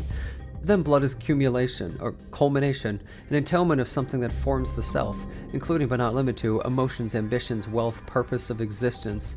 Then it must naturally follow they can spend their blood at will, which is a process isolated from other biological processes such as digestion. Jesus Christ, dude, she's talking more than when she actually knows things. What? I ain't following even half of that. You exist in moratoria of time at the present moment, Heathcliff, yet your emotions still persist, do they not? Anger, sorrow, and joy, they continue to spark within you. Well, I suppose they are. Though we cannot tell whether they may be in a state of alteration or whether they remain ensnared in the wheel of creation and destruction, it is said that emotions once past exist not in continuation. What? The passengers' will to live, the worth of this very existence in which they thrive. Do they not all gently atrophy into the non-existence even amidst the ceased time? Miss Faust seeks to illustrate the similarity between how emotions are to ourselves and how blood is to blood fiends. Is bro trying to explain King Crimson right now? Gotcha. So that's why she said their blood is vaporized, huh? Actual King Crimson explanation, bro. Wait, let me get some water really quick.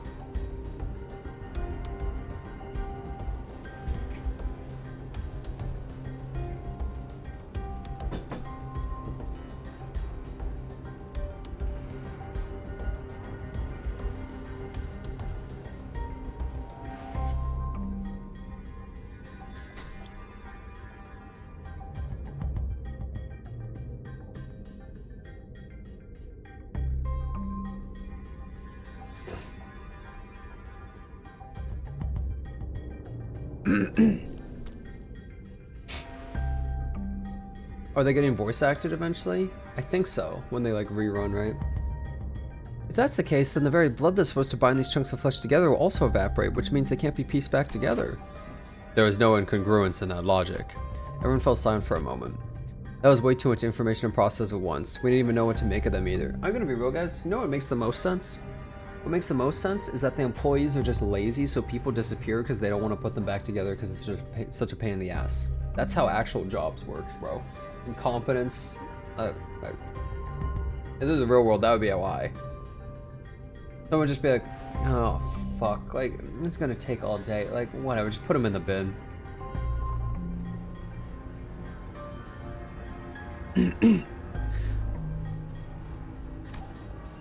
I would like to ask a few questions if you would permit me. You sang with first break the size. Could be said that blood bags are direct creations of blood fiends. If such is the case, then by which method do they? That information is inaccessible at the moment. Faust replies, avoiding Yisang's gaze.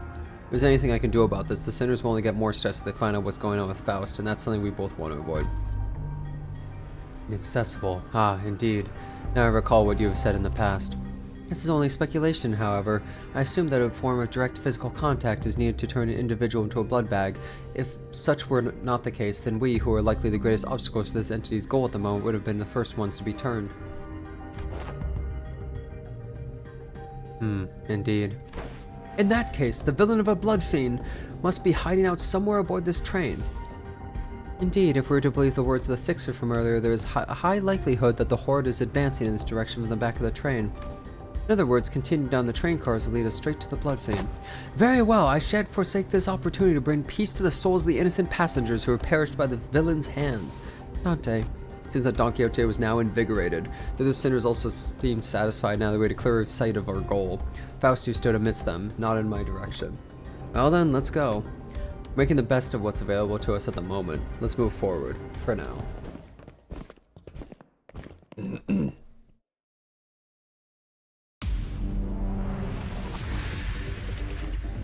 Craving bloodbag passenger.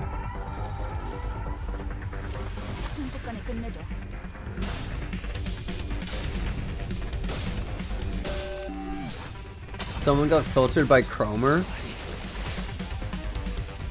Wait, let me look at this a second.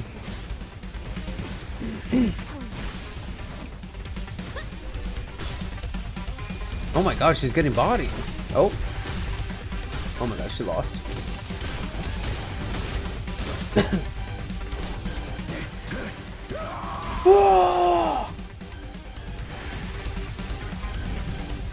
I tried to give a chance to the game. I went extremely far into it, but then I reached the Cromer boss. An hour into the dungeon wasted because the difficulty spike that wasn't stated anywhere, but with your group level sum is less than the recommended warning.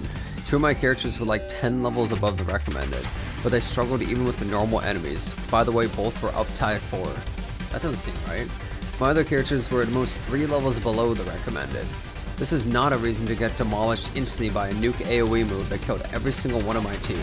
I don't fucking know where I'm supposed to level up my characters. The only way I've seen is to constantly get some kind of XP tickets with spending the modules that are quite expensive, fighting a group of enemies, and then getting XP worth 2 levels at most. To get more than that, I am obligated to keep going further into story, which if you didn't notice, I can't do. Don't get me wrong, the story is very dark and entertaining. I would still love the story, the characters, and combat designs, but I won't play this myself again. It's gonna be more fun than me if you spend money into the game. This guy had 30 hours in the game, bro. When was this review? 3rd of March? Wait, this was 8 days ago? Bro, you can just hit win rate. 8 days ago?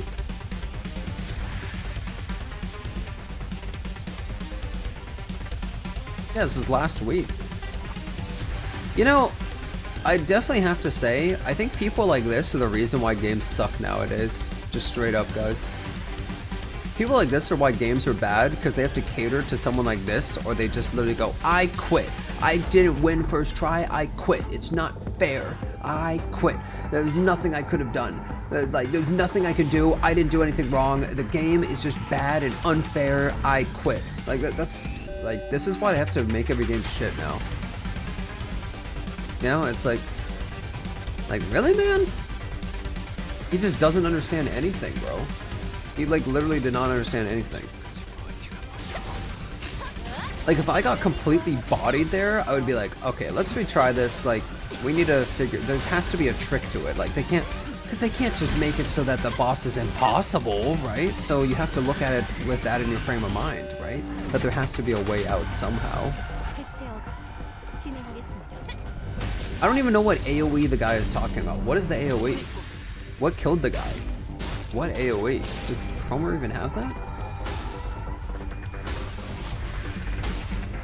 Mamori!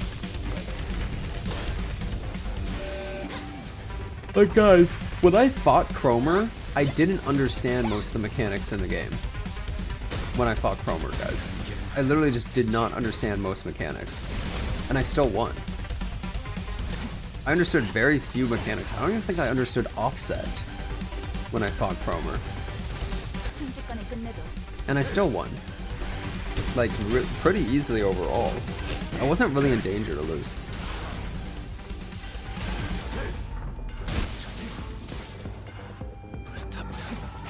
I should have done the evade. So I can get more fuel back. There was no scream because I didn't have fuel.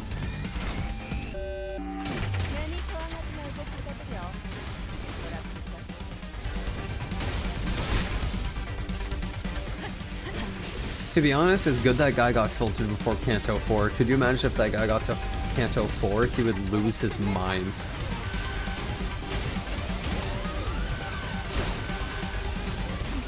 Or would have distorted, so it's probably good that he found out now rather than later. Oh my god. Yeah. Okay, look, if he was complaining about Ricardo, I would laugh that he got filtered, but also I'd be like, yeah, I understand, right? Like, if he got filtered by Ricardo, I'd be like, I mean, you know, it's kind of crazy.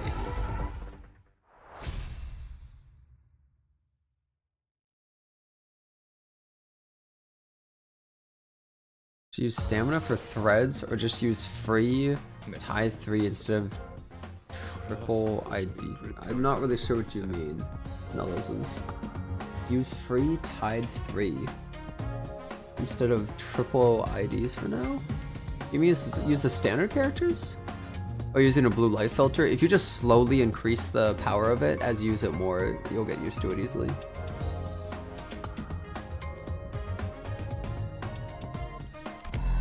Box did get filtered on Apple, it's true.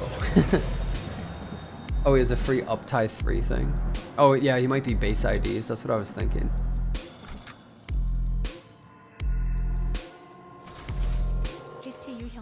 Yeah, I don't think the Cromer fight was very hard. I mean, I played the game.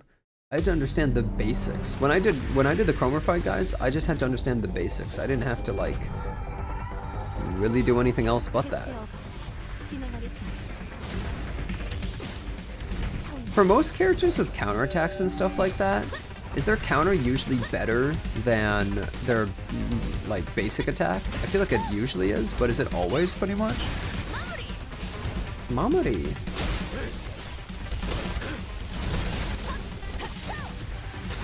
Some are.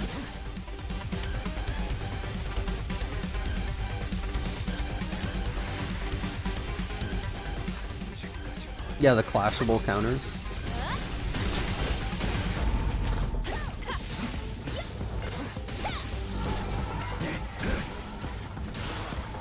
Wait, why didn't he use fuel there? Oh, does it have to be like extra heated fuel for him to scream? It must be that. Yeah, we're no wait, he might do it the next time. The next time he uses that move, he will. Oh, he needs heads on the last coin. Oh, wait, that sucks. We didn't even get the Gregor scream, bro. Holy shit, that thing's rolling 18? Mamori.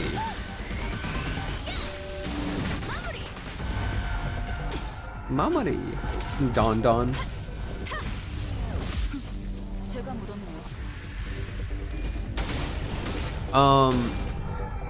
Guys, I also have a I have a Twitch bounty I think I'm gonna do tonight as well. After Limbus. What does Mamadi mean? I don't know. But it's cute. Maybe like excellent or something like that. Which game? It's called Frag Punk. I've seen other people play it before too. It's a Twitch bounty going right now. It's like a shooter. Oh, it means like finish? Oh.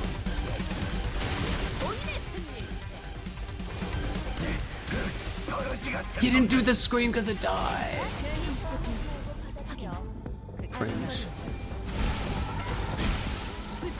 Goodbye, Faust. Most unnecessary suicide of all time.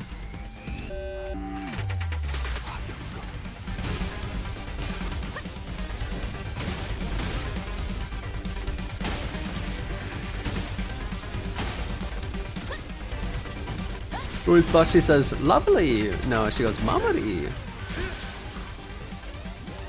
Gregor, you can feel the impact of his punches and stuff. They're crazy, dude. You can feel that shit. Manager Esquire, halt! Behold this poor fellow, he lives still. Don Quixote, her round eyes wide open, began sprinting somewhere. No, stay away from me, you monsters! Hey man, we're not those monsters, you alright? Huh? That arm, you're starting to mutate too, aren't you? You must be turning some bug-like monster. What? No, this is... Gregor stoned for words before chuckling and casting his gaze towards the floor in disbelief. Yeah, well, no surprise there, I guess. So there's no way to tell right away whether this arm's a monster or prosthetic or whatnot. It is possible you were mistaken due to his bioprosthetic being of an older, outdated model, or outdated make that is now rarely seen in the city. Ah, prosthetic. That's a relief. I thought those crazy bastards trying to break in again. As you can see, my legs are messed up. I have no choice but to hide in here. So what are the W Corp employees doing aboard this train? You're right. From what we found about this work train through the identities, I can't imagine any of them would ever willingly board this train. You're the contract fixers, right? We were ordered to assist you with your contract. I said we, but I'm the only one left. Every single one of my colleagues suddenly began losing their minds in that car over there, and well, even these guys will be fine, right? They can be put back together, right? This cannot be, Faust. Is there truly no way to cure the blood bags? My apologies. The access to that information is prohibited at this moment as well. Her voice and expression were both as serene as always. There was something gloomy about the way she said it. I may have been too reliant on Faust in too many places. You think? Faust muttered in barely audible volume. I don't know what I can do to help the sinners in a situation like this either. I've also grown too used to Faust's omniscience because I could always trust it for it to be there for me. I was starting to realize I don't have the means to dig myself out of a hole like this. I'm gonna be honest, guys, my brain is mush right now. No joke. No, maybe I was too reliant on the sinners as a whole. If when the time comes for them to depend on me, when they can no longer stand on their own, can I really manage them? Lead them to the right answers? Yeah, I'm feeling like Faust right now, disconnected.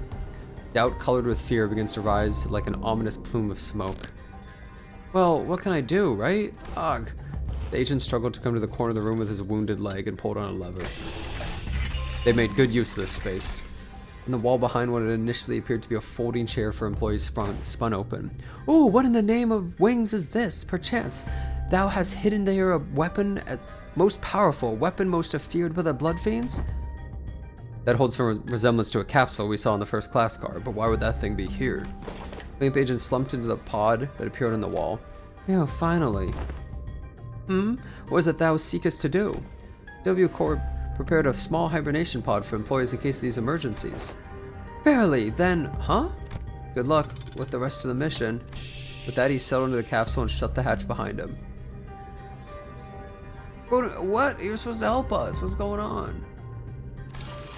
When the door covering the pod closed, only the folding chair and a wall covered with viscera remained. He's gone. There he goes. He's departed the scene. We blankly stared at the wall the agent disappeared into. Well then, I guess we gotta, let's move on to the next car and keep on keeping on. Yeah, I would do that. I'd be like, well, I ain't getting paid enough for this shit. Good luck, guys. My legs are all fucked up. I'm getting into the pod. See ya. I'm out of mana. Yeah, sorry, no mana. I'm out of mana. I'll see you guys. He literally lost his legs and get back to work, Wagey.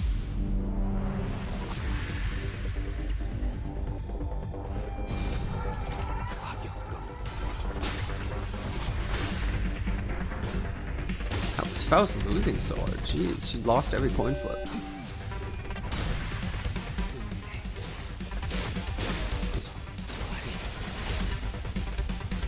How's the burn team? Oh, it's great.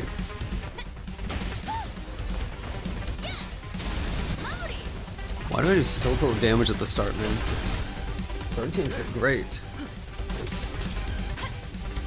Ishmael is doing the same amount of damage there. Mamari.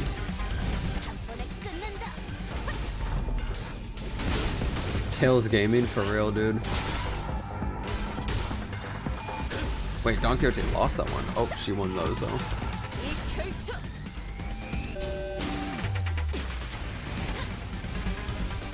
Wow, these guys are tanky as hell. Well, that was a struggle. Whoops. Oh. Yeah, thanks, auto target. He just used it twice, dude. He just used his skill tree twice and didn't get, and killed him instantly. Didn't get the punch, bro. Are you kidding me, man? These enemies roll really high. They're strong. These enemies are strong, man.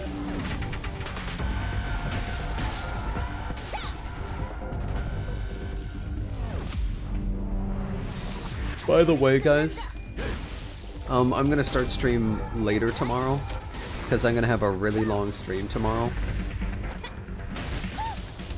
So yeah. Mamari! Tomorrow's gonna be a real long stream, so I'm gonna start late. I'm gonna start late because I'm gonna try and get a bunch of extra sleep.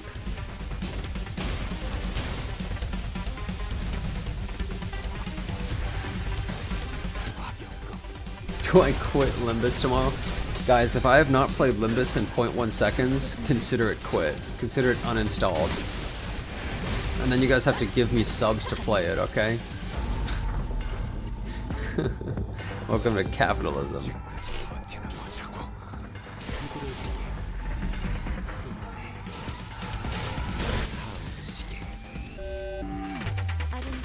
Oh, goodbye, Faust. Most unnecessary death of all time.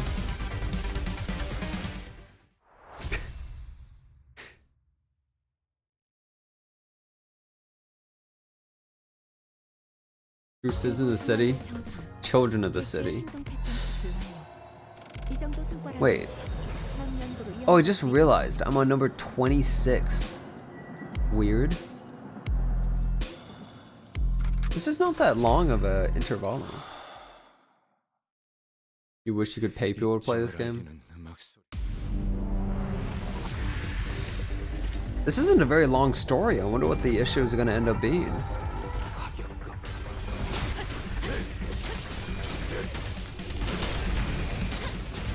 Faust, when she doesn't have access to Google for 3 seconds, literally explodes, killing herself.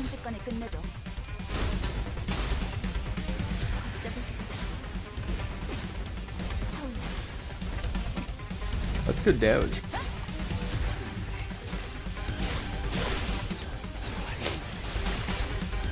I'm glad that Lakari's been liking Ruina so much. How far is Lakari into the game? How close is he to the end? Is he like 50 hours close to the end or something? Mamari. 60, he's 75% about? Really? Wait, he's actually really far in then.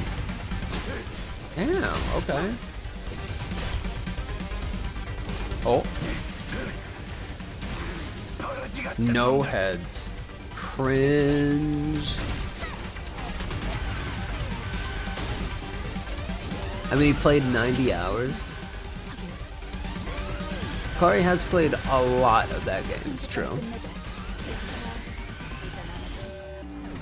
He's gonna get stuck somewhere though? Probably. Pretty natural, right?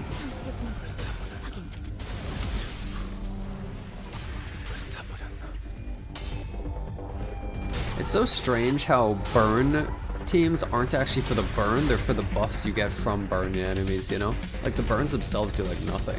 Oh damn, it's one of these guys. Prosthetic fixer. Hey there, what's up? Oh, we getting it? Whoa! That damage is so crazy, dude.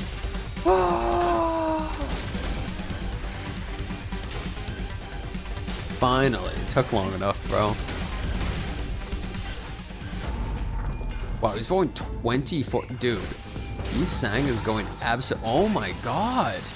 Dude, Yi Sang did more damage. And he's like 10 levels lower. Bro, Yi Sang really like pops off, man. He's insane.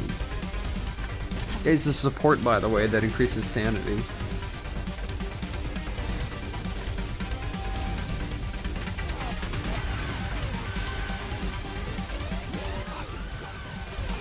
Who do you reroll for? Get him, Faust. 367. I would reroll for characters that you like, but I guess the top ones are kind of like Wild Hunt Heathcliff, Manager of La Mancha Land Don Quixote, and Ring Pointless Yi Sang.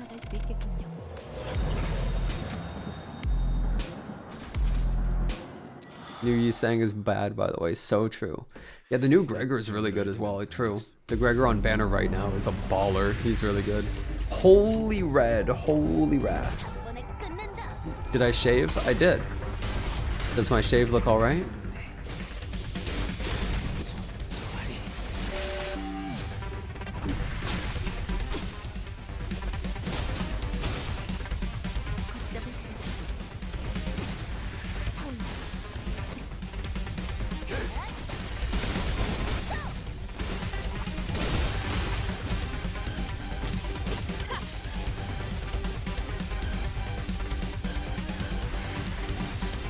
Whoa.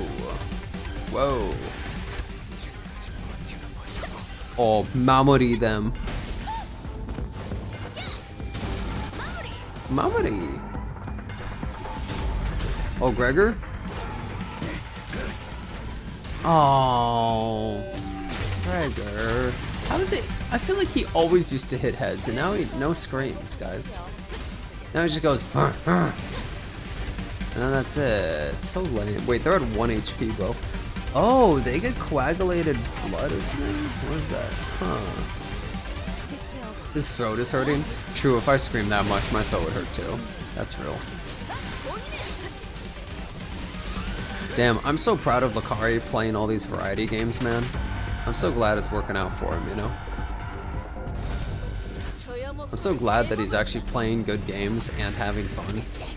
Isn't that so nice? Isn't that beautiful? Playing good games, having fun, and the homies are down to watch him. He needs to just, like, keep doing variety, man. His biggest mistake was stopping variety.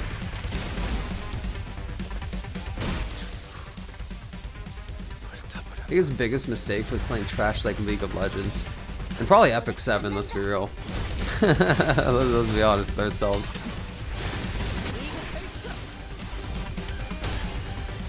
Will there ever be a day when I don't start with Wuwa? Yeah.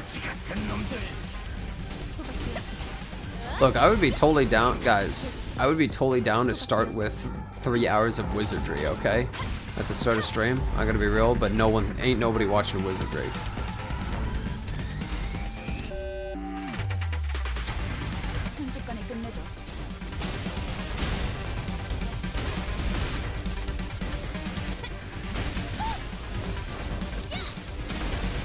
Mamadi.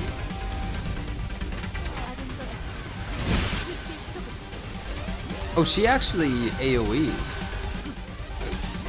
Dude, she keeps blowing herself up because the enemies are strong.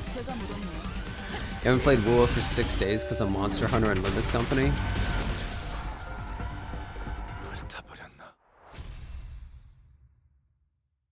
That's just spam suiciding because she doesn't have access to Google. Something caught my attention in the corners of my eye after another round of brutal combat. Huh? What's this now? We're in the final car adjacent to the freight car when we discovered that odd box with the T-Corp logo on it. Ah, 'tis the emblem of T-Corp. It appears that the wall covering it was, in the fierceness of our battle, broken. Didn't that chief executive guy, Hubert, right? Didn't he offhandedly mention something about partnering with other wings? I guess they were in cahoots with W Corp too. Such collaborations are not limited to T-Corp. It is often the case that a wing may work with another. It is only on rare occasions that they urgently request the assistance of less significant, lesser-known corporations such as our Limbus company. Their choice appears to be quite irregular. Do we know who the head of Limbus company is? I don't think we do, right? Like, we're just wages. Sounds like W Corp's heydays are long behind them. Just like this wall that's falling apart, revealing what's behind. Oh, speaking of falling apart, this room sure got messed up, huh? Difficult for me to ignore how Rhodia hurriedly swerved to a different subject as though she'd made a mistake. Even the tone of voice shifted like she was catching herself. The various prosthetic parts covered in human remains indicate the train car was boarded by several prosthetic-equipped fixers. Can't think of that right now. Let's deal with the task at hand first. It was Angela, true. Maybe these people are from the same office that guy we met on the platform, remember? He said he was warped over to T-Corp on an expedition. Looks almost like they're all wearing standardized set of prosthetics. Same make, same model, everything. I believe I have read articles stating that certain offices do exclusively hire fixers with prosthetics. Wait, We're walking through the bloody train car where we suddenly heard Sinclair's voice crack as though he saw something awful. Phi! He is the one we encountered on the platform! This is the fixer who suddenly started venting at us. Yeah, he said something about going to T-Corp on an expedition and failing. They brought a whole train car full of fixers for this contract. I guess he wasn't exaggerating by calling it an expedition. There are over a dozen broken arms strewn about. They must have fought valiantly by replacing their broken arms with backup arms, perchance. Quite the strategy. Makes sense. That would explain all the broken prosthetic arms and legs in this car. Executive Manager, this is likely an aftermath of a battle between the fixers and the blood bags. There were many similar cases during the war. Those using prosthetics would simply let their bodies be destroyed in battle because they considered them to be disposable as long as their wallets would permit. Of course, the blatant lack of self-preservation often led them to early graves. Maybe that's true. I see, there are multiple possible interpretations depending on one's perspective. Despite the fact that there is but a single scene, I'll remember both of your inputs. That's a good attitude. Employees with attitude like yours often make it to the end of the war. Yes, well, good for them. She talks completely differently. Faust answers Otis in an uncharacteristically snappy manner. Signs of fatigue were creeping into her pensive expression. You alright, Faust? It was rare to see any actual expression from her, starting to get worried. I'm physically unharmed, yet, yes, I am alright. However, I do not enjoy this circumstance which we find ourselves in. It is as though I am casting nets to nowhere while lost in an isolated and blind sea. I would usually complete these deductions within moments after establishing a few basic cross-reference between the accessible information. Yours was such a whisper for the second part of her sentence that I could barely hear what she was saying. Ah, I know what you mean. Feeling like you're completely lost, obsessively casting net after net in the black, rippleless lake in desperate hopes that one of them might pull in something we could eat. No way to tell where we are, no way to tell if there's anything to eat under that glassy water surface, grasping at straws, you know? This sense I find mired in is not unlike your own. It is like lying on my back over an unseen grave, for the reflection of radiance upon my eyes and the sanguine scent hanging from the tip of my olfactory tells me not of the forging path. Bro. What the hell is he talking about? It seems that Ishmael and Yisang picked up on the first few parts of her sentence, however. He walked up to her and shared a few words of consolation. By the way, I don't ever recall you talking like that, Faust. I don't know what it is, but it feels like there's something different about you today somehow. That is... Oh, I mean, I don't hate it. I'm actually glad to learn that you had a softer side.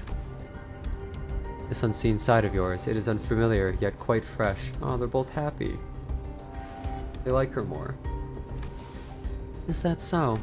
Faust's reply was curt. She closed her eyes.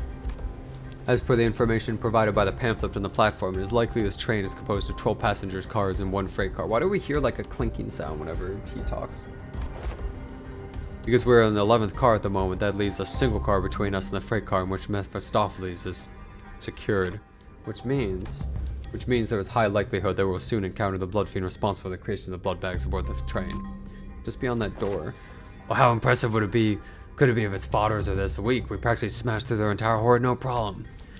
A different, more accurate interpretation would be to say a being capable of commanding a force as large as the blood bags we have defeated should be considered a high-risk entity.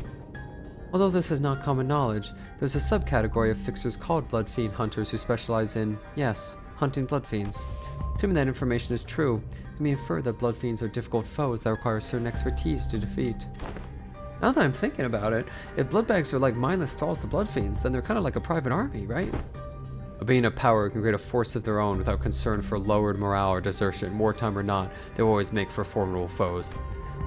The sinners each gave various opinions with one another, possible strategies, estimations of the blood fiend's strength, and all of a sudden, fie on these indecisive idleness! Our quest is to defeat the villain who hath brought such pain and misery upon this train, is it not? It may be vaporizing the lifeblood of the innocent as we speak. Mighty or feeble, I care not. I swear upon mine honor that I shall smite this foe and let my hand of justice be the judge of their fate. Let us hasten now. Don Quixote's sudden outburst immediately put a stop to the chatter. She's not wrong. Besides, we have to deal with the blood fiend to complete our contract. That I opened the door leading to the final car of this train. Uh-oh. We're almost at the end of this already.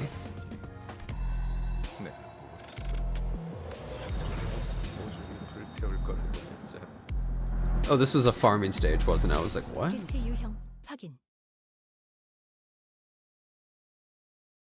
Maybe a dungeon. This room. What is with that look on thy faces? Thou standest in the audience of the prince. Where are thy obsequious smiles? Bro, I don't know what that word means, and also this guy talks like Don Quixote. He must be the blood fiend who caused this outbreak. He is our target. Fall to thy knees and grovel before royalty. Who the hell are you to make those demands? I shall impart this upon thee only once, so listen well. Thou mayest address me as Prince Cassetti, the 6th kindred, or a kindred of the 6th generation, the rightful prince and refugee from his family. Art thou the villain who hath brought such destruction and massacre upon this vessel? Thou art a chatty one, so rudely before your prince, yet I am feeling generous, for I am quite sated at the moment. As thou must have seen on thy journey here, this place is a hall of a banquet for a feast most majestic. No matter how many blood bags I create, no matter how much I devour them, the humans just won't stop coming. I only enjoy what it was cast in my maw. He dons a mask for the purpose of merrymaking. If we were going to exchange pleasantries, why don't take that mask off? Are you unfamiliar with basic etiquette? Oh, this mask. Won't come off. Can't take it off. Shouldn't take it off. There's no prince without the mask. We're so ugly behind the mask, so we all decide to hide how repulsive we become. Once I've drunk your blood full, then it'll all go back to how it used to be. Only then can I unmask myself. Who stitched that mask to your face yet? Not a half-bad job. Of course it's excellent, haha, because this mask was crafted by none other than the great eminent barber, whose name I dare not even speak. But it hurts so much. Otis? Barber? No, I'm smiling, look how hard I'm smiling and laughing, ha ha ha ha.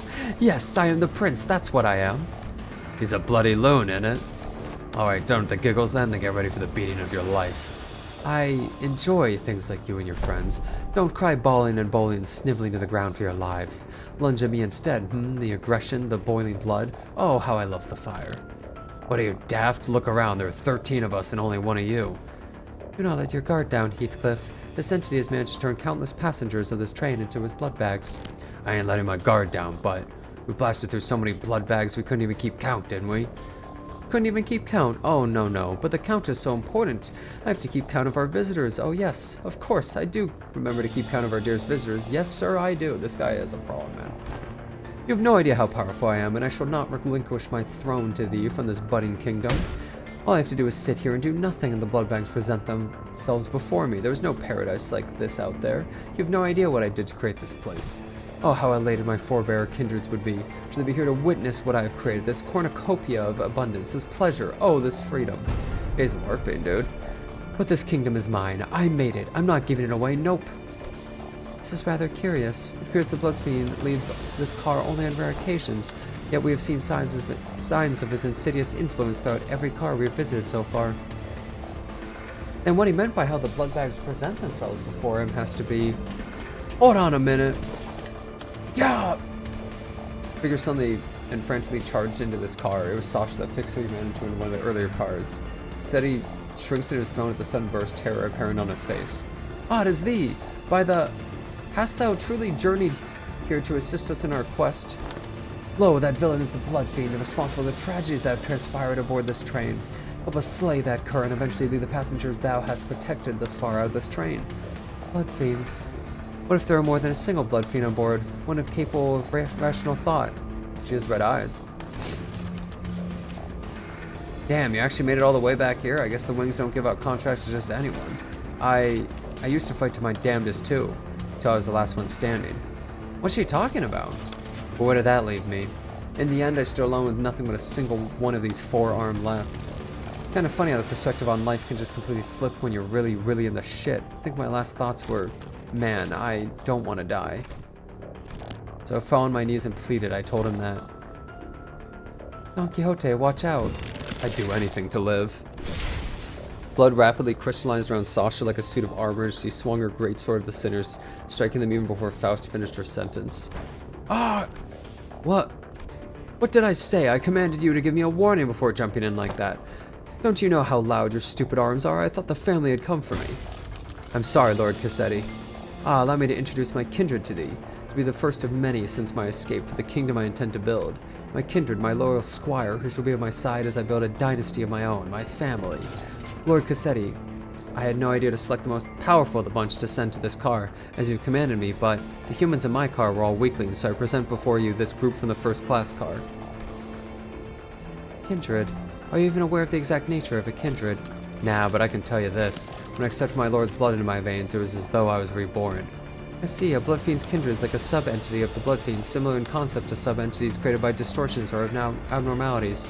It must have been desperation that drove you to accept that proposition without hesitation despite the lack of relevant information. Maybe. That's probably what was going through my head before I became a kindred. Thou hast been in cahoots with this villain all this time as his lackey? Even ere then, when we first laid our eyes upon thee. Lady, you have no idea how much I freaked out when one of you asked me something about red eyes. Not that it would have mattered if you did suspect me, though, since my red eye is just a prosthetic. Then, the passengers who are under thy protection. Haven't I told you that the count matters? The longer the line, the better. Dozens of blood bags began shambling into the room from behind Sasha. A smaller one among them stood out to me. No! My mind immediately snapped to the child who grabbed Don Quixote's coattails. I knew the passengers were dead the moment we realized Sasha was a blood fiend, but this, I really hoped I wouldn't have to face reality, not like this. There was a child. Yep, the little runt wanted to be a fixer if she got to grow up. Good thing she won't, though. I can tell you on good authority that living as a blood bag is way better than drudgery that is the life of a fixer. Believe me, I know. Hold thy vile tongue. Dreaming of becoming a famous, respected fixer and an actor of justice, it's all just a stupid pipe dream that always ends in crushing disappointment or a really early grave. Silence! Silence! Don Quixote didn't give Sasha time to finish her sentence. She was already charging full speed at her with her lance drawn. Can we, like, undo the blood bags? They're already hurt. Is that because they're, like, weaker?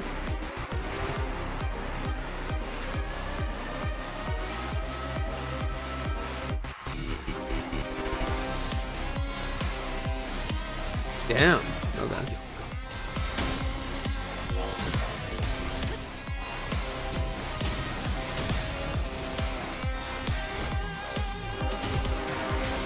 Nice. Good. Ain't no way. Oh, 19? You're gone. Oh wait, that did like no damage.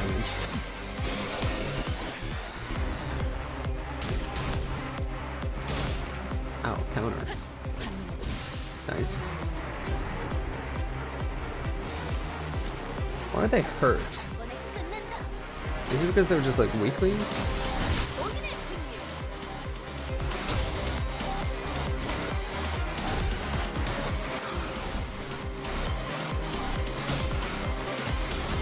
Uh-oh.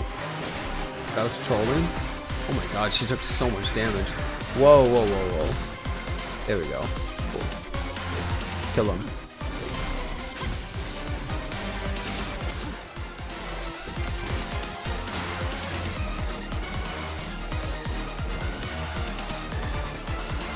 Blood bag prosthetic fixer, huh? Bro, what is... why... Okay. Fighting humans is such a pain, man. It's such a shame humans are so lame. Your friend is nagging you to play this game. Is it really that good? I think it's a really good game overall. It has really great story. It has pretty fun gameplay. It has great music. Its story is really good. If you care about story in a game, then I think you'll really like this. Wait, 1 second.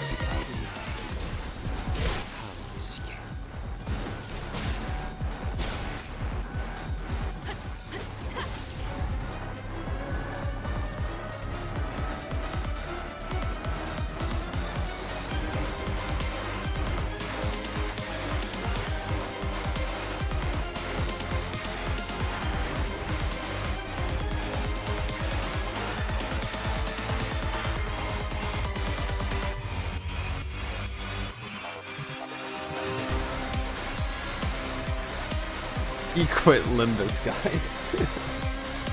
Yeah, bro. Did he quit streaming?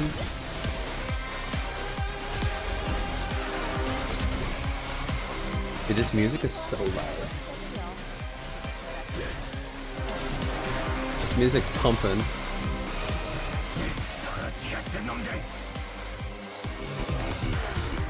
Whoa.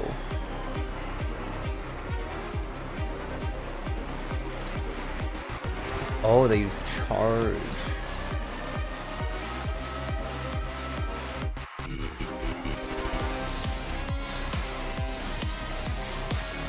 Wait, this person's pretty strong.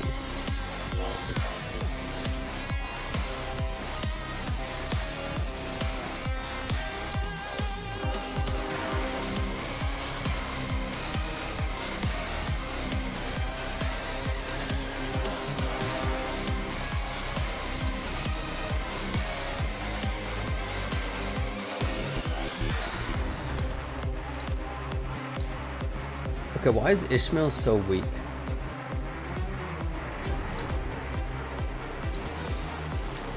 I think we'll just go like this. You're done, Sasha. Eat Chinese martial arts. Ain't no way you win this against Gregor. Be gone.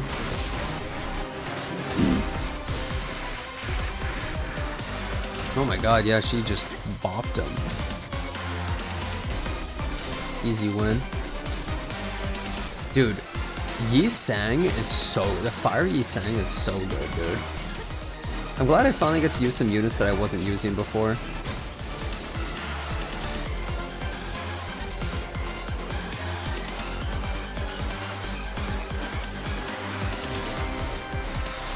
Okay, what is happening? Offense level, wait.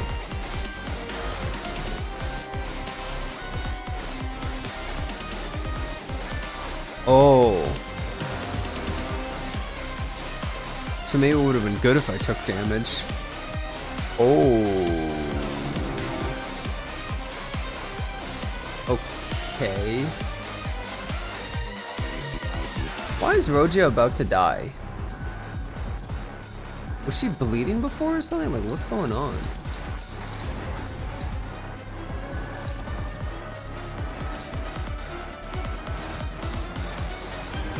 What the hell hit her?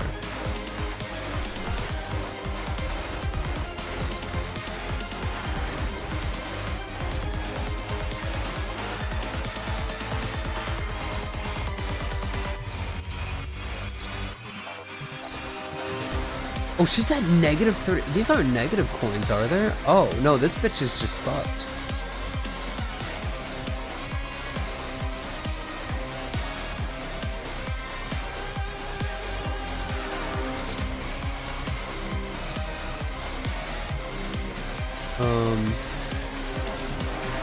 That's on Gregor.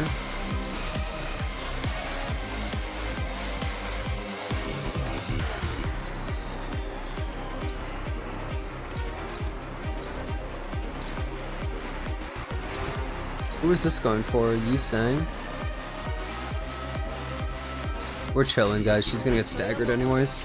I could have just gone for staggered now that I think about it. She's so done, dude. Rogia aware? Nah, Rogia is chilling, dude. She's in no danger. This guy's fucked, though. Hit him with the knife. Get him. Yeah. Oh, it actually did a little bit of damage. Normally it does nothing. Surprising.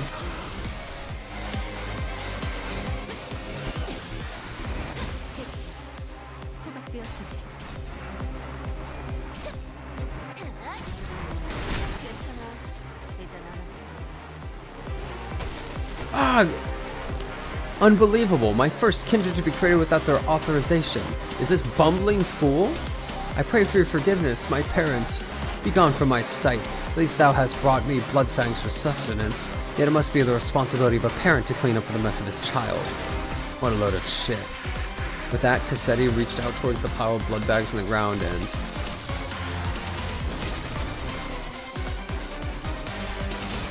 Ha! Oh, what abundance. I had nearly forgotten this sensation.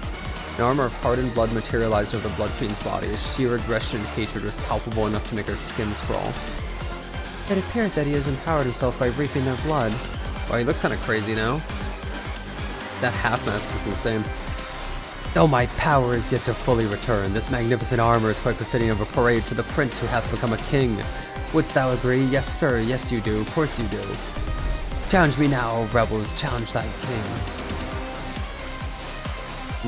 My 14 fucking HP Rogia. Gulp. Plus 3 speed. Oh. I didn't think I would do a fight right after. Oh. Does he have stored blood? So he does have stored blood.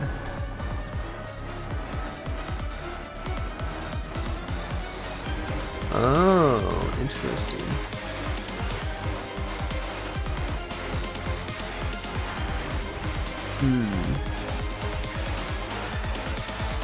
Holy shit. Thank God I'm not using a bleed team anymore, guys. It would be a very difficult fight. Oh my god, I would give him clash power. 5 clash power. I would literally... Roja aware? Well, she just has to not get hit and we're chilling, right?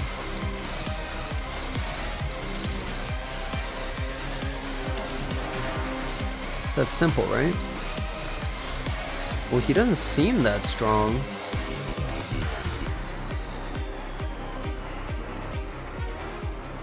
How many burns does Faust have? She's like, none, okay. He's probably gonna do something to buff himself, I'm guessing, but...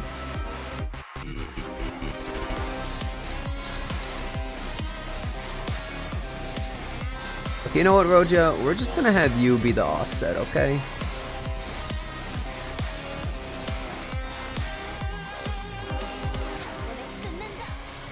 Easy wins. Yeah, I just have to not get hit. Mamari! Mamari! Yeah, we're cooking the Blood Fiend, true.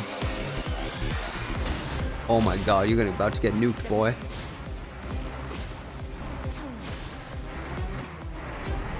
Wait, I need more duration of my burn. Where's my burn duration, dude? Oh, there we go.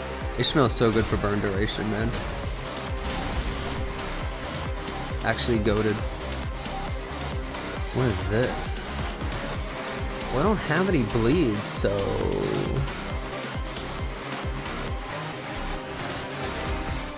Leave me alone?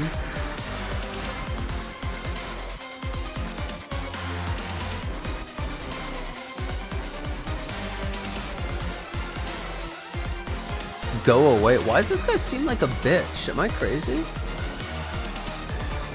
Oh yeah, I should reload Greg, you're right. Let's try reloading Greg. That's something I need to remember is how he works. Wow, he does like nothing when he reloads though.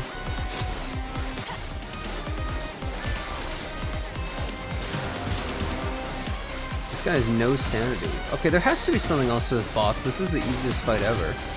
Unless that's what they wanted. Uh-oh. Unclashable.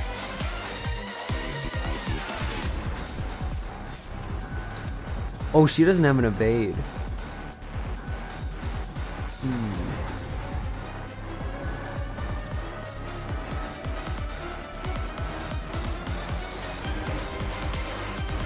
Got your main account suspended, bruh. There's no way to protect her. I don't have a heal.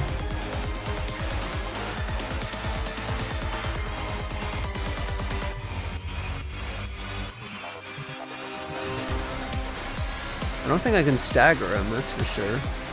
Wait, he's 10 speed?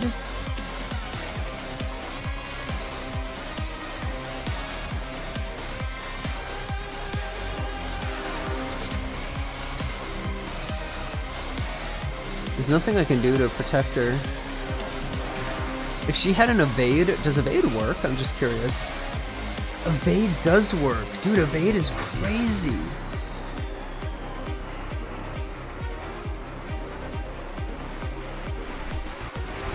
Damn, if only I could hex now. Well, it would be too late anyways. Yeah.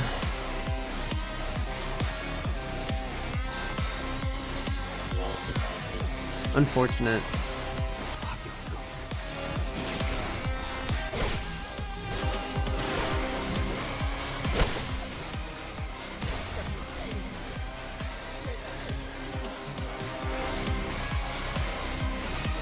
What happened? Wait, what even happened?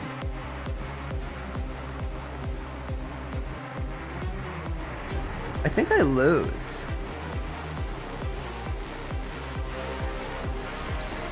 He just ends the rest of my turn? That makes no sense. I don't think this is winnable anymore. And now he's at 0 sanity? Wait, hold on.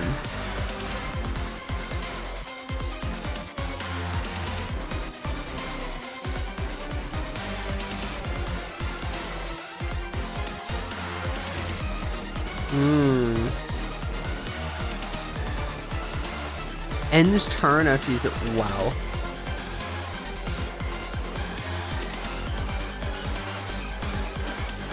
How can I win this, dude? Faust is gonna die right here. He's attacking Faust with 2 abilities. So I think we just have to accept that Faust is dead.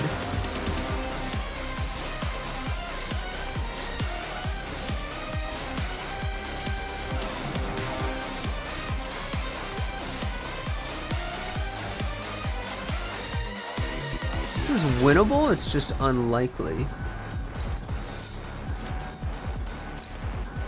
Yes, it's on her. That sucks.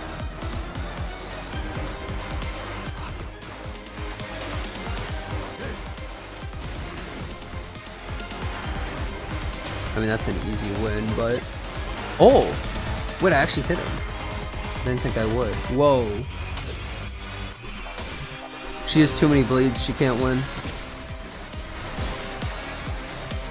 I don't think this is winnable.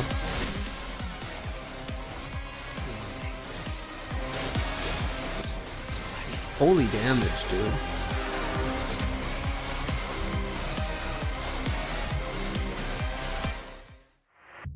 Damn. If I didn't take so much damage at the beginning of the fight, I would have been okay. I didn't think I was gonna fight the boss. I thought I was just gonna fight what's-her-face, and that would be it, but I didn't think it was her and a boss after. I just did everything on auto at the beginning. Ebe.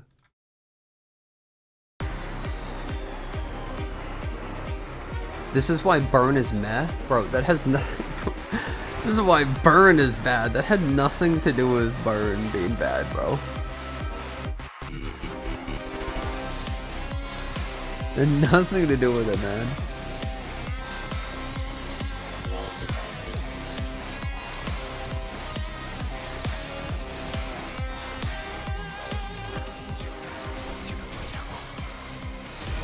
It was really just an unfortunate scenario, but it was my mistake.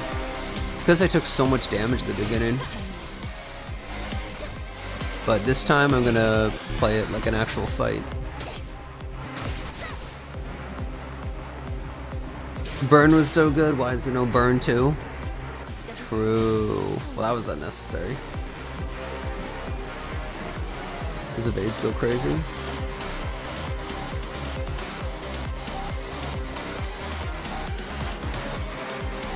Holy dumbass team. Holy idiot team, bro.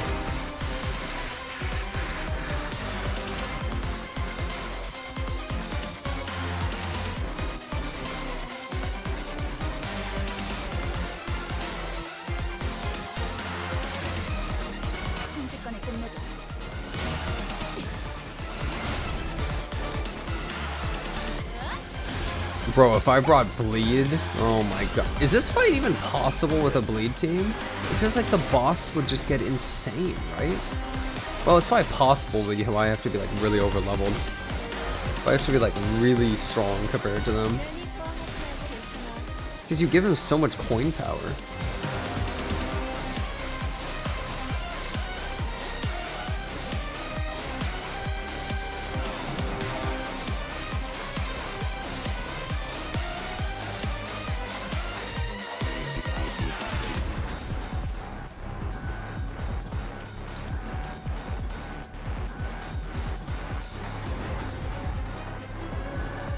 Seems pretty easy. I probably don't even need to use those.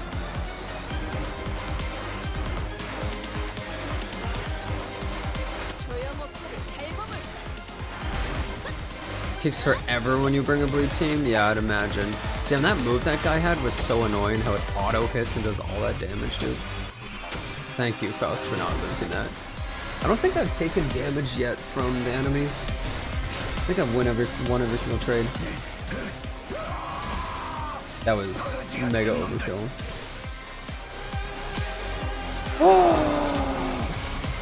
Damn, can't believe that kid is dead, bro.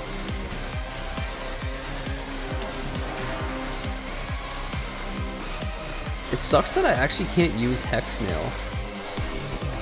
It uses Envy and I have none of that. At least I think that's Envy. What? Why are you so fast? Rhodia. Okay.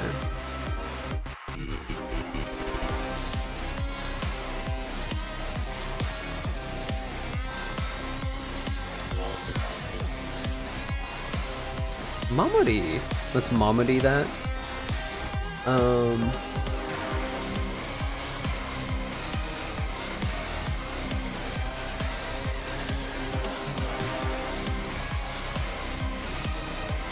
Why is Faust so insane with this?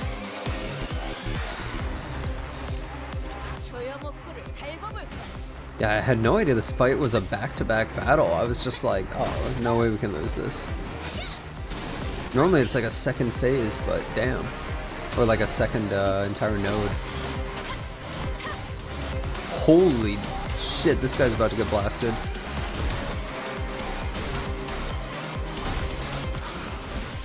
Yeah, that's his normal attack, bro. Shit.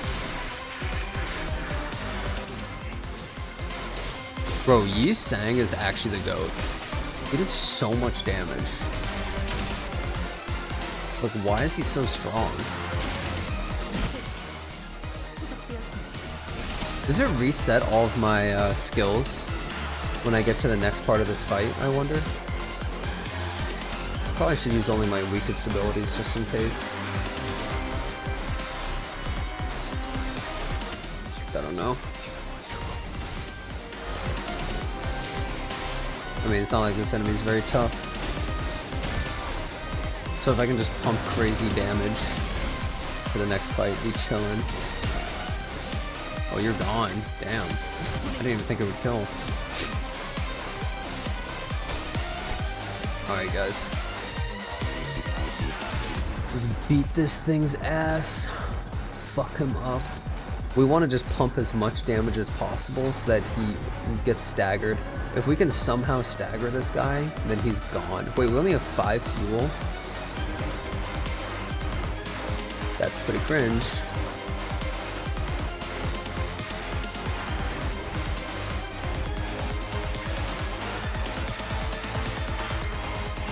Wait, who is this on?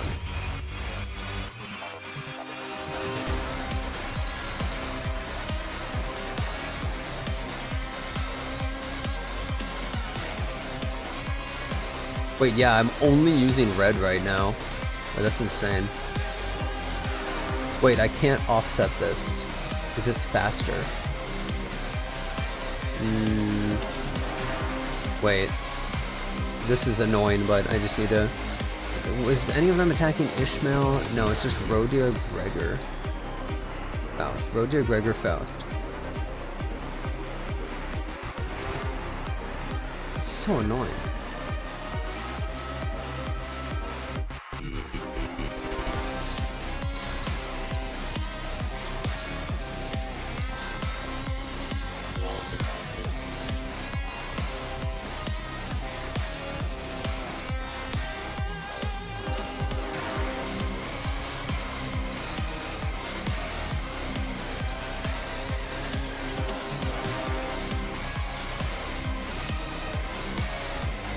You can't offset something if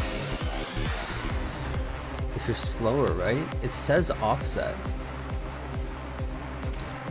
Oh wait, Ishmael has the dog. Oh, wait, I can just throw this in. Oh. I'm not gonna reach it. Whatever, it doesn't really matter.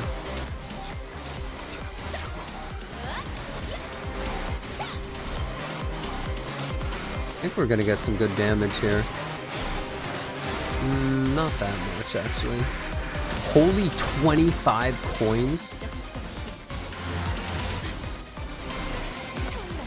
Okay, I was like, wait, she doesn't explode, right? Thank God, she's at 28 burns. Oh my God.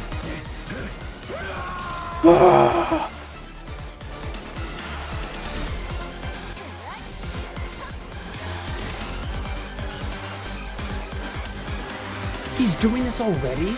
Is it because we bodied him so hard? Did we just body him so fucking hard that he automatically uses this?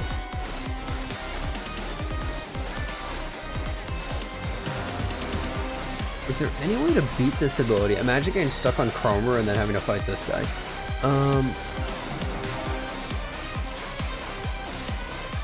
What's this mode?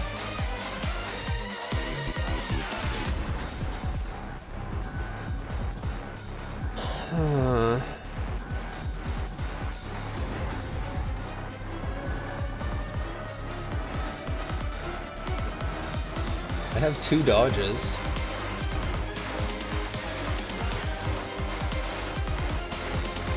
I don't know. Is there something else? Is Bloodthirst? What the hell is Bloodthirst?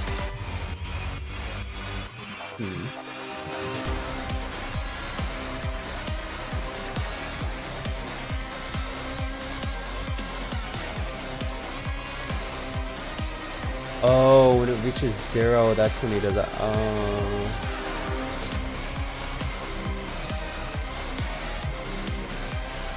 I think this is all you can do, right?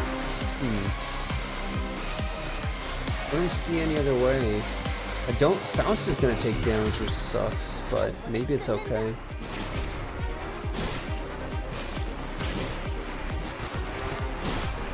Why does he do so much damage? Or no, did he only do 17 damage? It just looks like he did 1,000,000. Oh, I'm back to 100 fuel. Well, I think that was the play. I think I made the correct play. Maybe I'm wrong, but that seems like the correct play.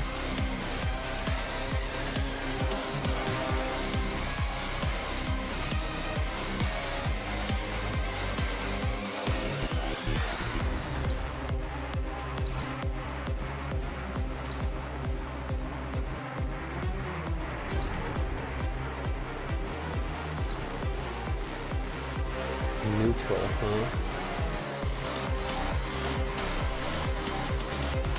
What? Oh, I thought I had it. I was looking at the orange right next to it. Whoops. Give him a little bit of that Mamori.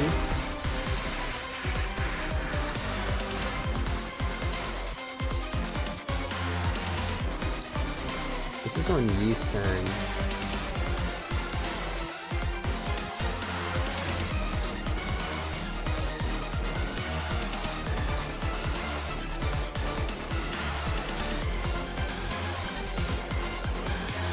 Nothing I can really do about that. This should be fun. Okay, let's do this. Only thing I worry about is Gregor. Everything else should be fine. Wait, actually, Faust is gonna... What?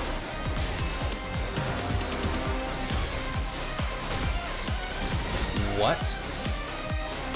It did, like, no damage to me, though, at least, but... What the hell? Guess I shouldn't have done that. That's crazy. Lost to 5%. He has 37 burns. Just +4 offense? Oh my god.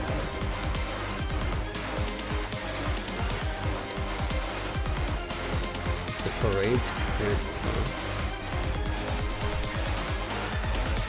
Wait, he's 4 speed.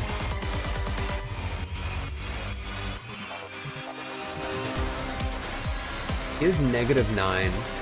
So as long as we can lower his sanity even more by blocking these, we should be fine.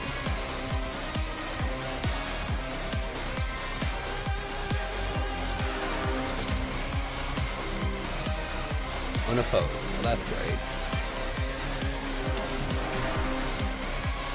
We go for round 2. There's no fucking way we lose a 5% again, right? Right, guys? Gregor Rodia.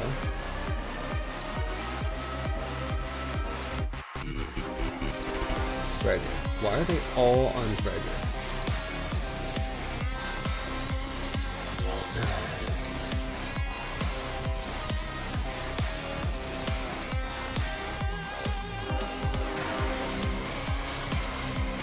We can't even stop most of these.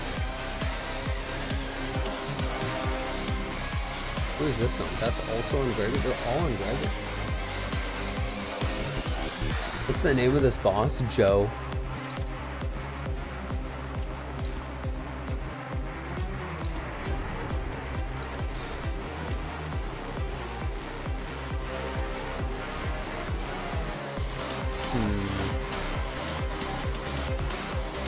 I don't think I'm much of a choice, really.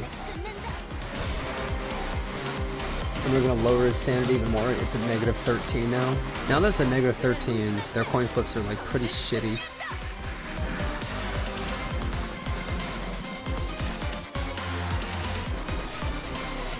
Wait, doesn't this bleed? Wait a second. Uh-oh. I forgot about that.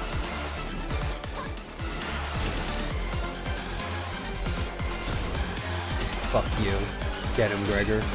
Burn him. Wish that was his big move. If that was his big move, it could have gone crazy.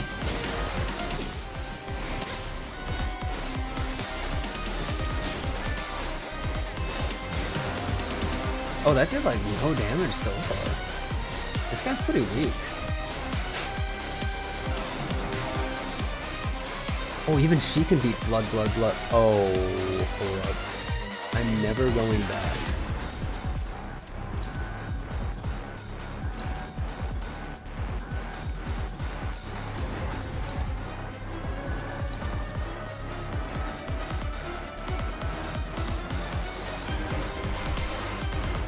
Where do we crow's eye view it?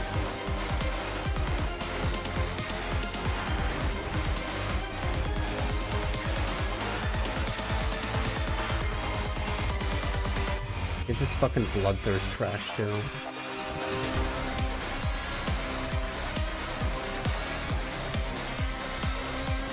Four HP Faust going crazy, by the way.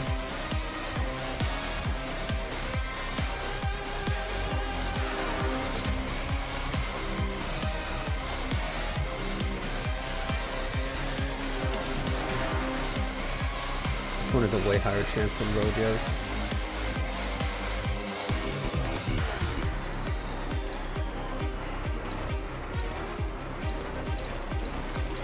I don't think I'm missing anything. As long as Faust doesn't get hit by anything. Oh my god, for the speed difference and the poison, all that shit.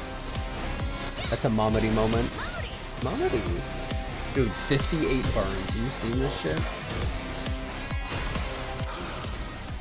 Fuck Bloodfield. Yo, Tectone, what's up, man? Yo! When am I coming? I don't know the exact time, bro. I don't know exactly when, man. I'm doing a hard boss fight here. Man, this isn't really much spoilers for him, to be honest. I'll have to think about exactly when, man.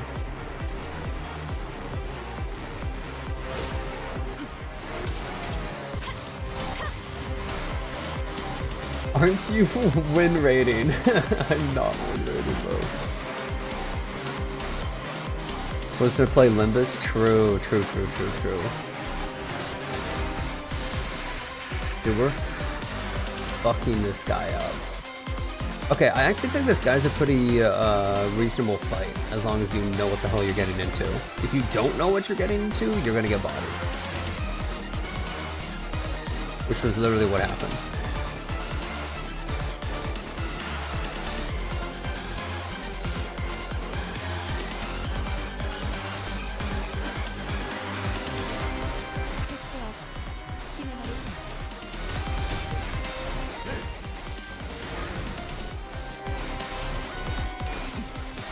Very doable fight. Yeah, this fight's not...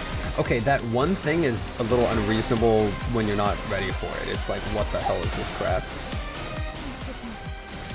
Holy damage! This guy is so gone. Bro, look at the burns. Oh my god, 170. This guy's at 88 burns. He just got double. Holy shit.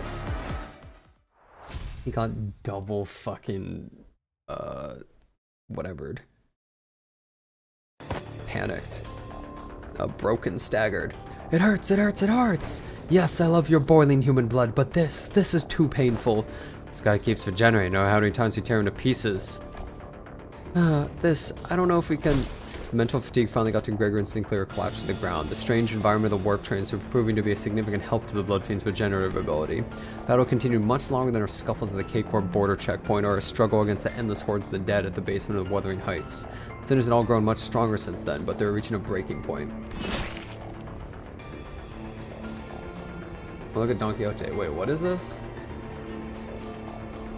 I can look at it after.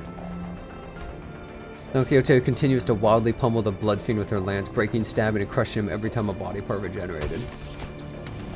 I'm so hungry. Ridiculous, thy hunger is no justification for this massacre thou hast wrought. Shut up, you don't understand. You don't know how awful it is to survive for 200 years in that disgusting, horrible, no, I don't even want to think about it. Shut up, be quiet. No, I'm sorry, I'll be good. Please, just let me have a sip, just the smallest sip, please. It won't matter how many times you stab me. I shan't stop until all thy flesh and bone and organs are crushed into a viscous, shapeless mush, never to become whole again.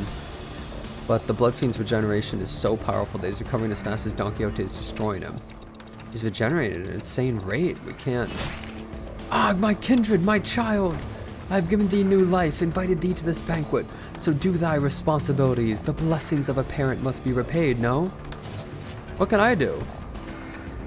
Find their weakness, break their anchor, make them kneel and grovel before me in desperation, just as you had. Wait, I think I got an idea. Sasha begins looking around wildly, surprised by Cassetti's sudden command. Is that the way to fight? Reminds me of the way we prosthetic using fixers fight. Just as prosthetic fixers slowly lose their sense of self-preservation, their limbs becoming no important than tools to be replaced. These agents act with such abandon as though they have multiple lives to burn through. There's nothing to protect, they throw themselves wildly into battle like moths to a flame. And forget to look after what's really important, like this little thing. With one of her remaining arms, Sasha picked up the master card key Faust showed her in one of her previous cars. Don Quixote, stop her now! Oh, my parent, I offer this gift to you. Gah! Don Quixote immediately leapt at the fixer, but one of her arms struck her away with great force. Ishmael and Marisol, who had been holding Cassetti down, were no match for his strength, though Don Quixote's fury. The Bloodfiend threw both of them to the side and grabbed the key card. This is the key to the first-class cars, my lord. With this, grow your army of blood bags to bring glory to the kingdom. No. Cassetti examines the master keycard with clear interest. Without the keycard, we'll be trapped inside this train for thousands of years until it reaches its destination.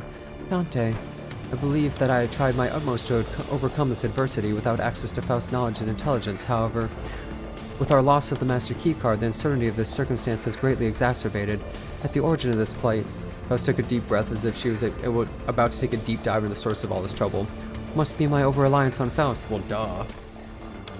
What I can tell, Faust has always been operating based on information she received from Faust, so a situation like this, where she has to make a decision on her own, has to be unfamiliar to her. But Faust is an admirable sinner with or without Faust. I've been thinking the same thing about myself, actually, that I might have been relying too much on that perfect Faust. But even without Faust, you still gave us good direction to follow after analyzing the information we brought you. Maybe. Uncertainty itself doesn't always have to be a problem for us. Remember? Thus the lack of plan itself becomes the plan. You said it yourself. I see. Indeed, among many, I am a Faust that believes in uncertainty. Our loss of the master keycard is but one of innumerable uncertain variables in the equation. The constant is, however, that the Bloodfiend is just as desperate as we are. Thus the only option that remains at present is to compromise. You there, looks like thou art the one who's been regenerating your fiends. Stop doing that, alright? Don't heal a single one of them. Or I'll smash your precious key to pieces. Manager Esquire. Compromise? To compromise with a villain as vile as that cur? I didn't have the time to regenerate Don Quixote's severe injuries just yet, and the rest of the sinners were already unconscious. The only sinner who could still move and talk normally was Faust, whom I just rewound the clock for. Yeah, let's do that. Very well. Then Cassetti, why don't we move this conversation to a different location? Only I will accompany Dante to this negotiation. I'll make my intentions clear now. Dante and I will not attack you there. There's no doubt in my mind that Cassetti must be completely exhausted by the unending barrage of attacks on Don Quixote and the sinners. Faust suggests that we move this conversation to a different place without the sinners must have been a sweet one. Just you two, huh? Yes. The freight train is immediately adjacent to this one. That is where we will further discuss what we each have to offer one another. That clock must be thy monarch then, And thou art one of the retainers. Correct. Very well. This will be a royal debate then. It only is right that royalty talks to none else but the one who is his equal. Manager Esquire. We'll be back in a minute, Don Quixote. Thus we left the incapacitated sinners and Don Quixote watched on with hollow, despondent eyes as we walked away. We carefully made our way to the freight car. So Faust, why are we doing this in the freight car again? Dante, this will be my first attempt at a gamble. What? Now the door closes shut behind us.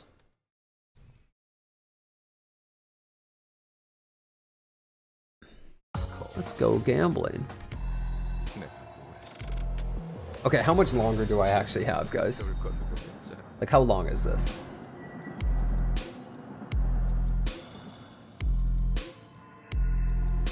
Is there another fight? Okay, all I need to know is there no more fights? The story?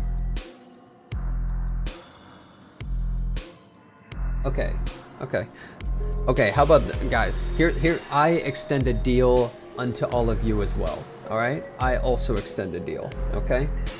I will finish this thing right here, right now. But then I gotta do that Twitch bounty, which I get paid purely on viewership. So then you guys, even if you don't give a fuck about what I'm playing, you just leave that shit on the side, you know? And you help me out with that shit, alright? I'll do this whole thing right now, alright? That's our bargain, okay? Deal. I'll do this all right now. So his passageway leads straight into Mephistopheles? This is where it all started. This stupid bus awoke me from my slumber. If only this bus hadn't completely filled up the freight car, I wasn't planning to start the parade so soon or create a kindred here. Dante. The connection has been restored. Oh, he's done! What if she restores the connection? She's like, my gamble is literally impossible. We are fucked. Oh god, Faust, what the fuck? Oh. The suddenness of her statement briefly knocked me off my train of thought. I looked at her and cocked my head in confusion, and she replied with an even quieter whisper without looking away from the blood fiend. Quoting Mephistopheles has re-established my connection to Faust.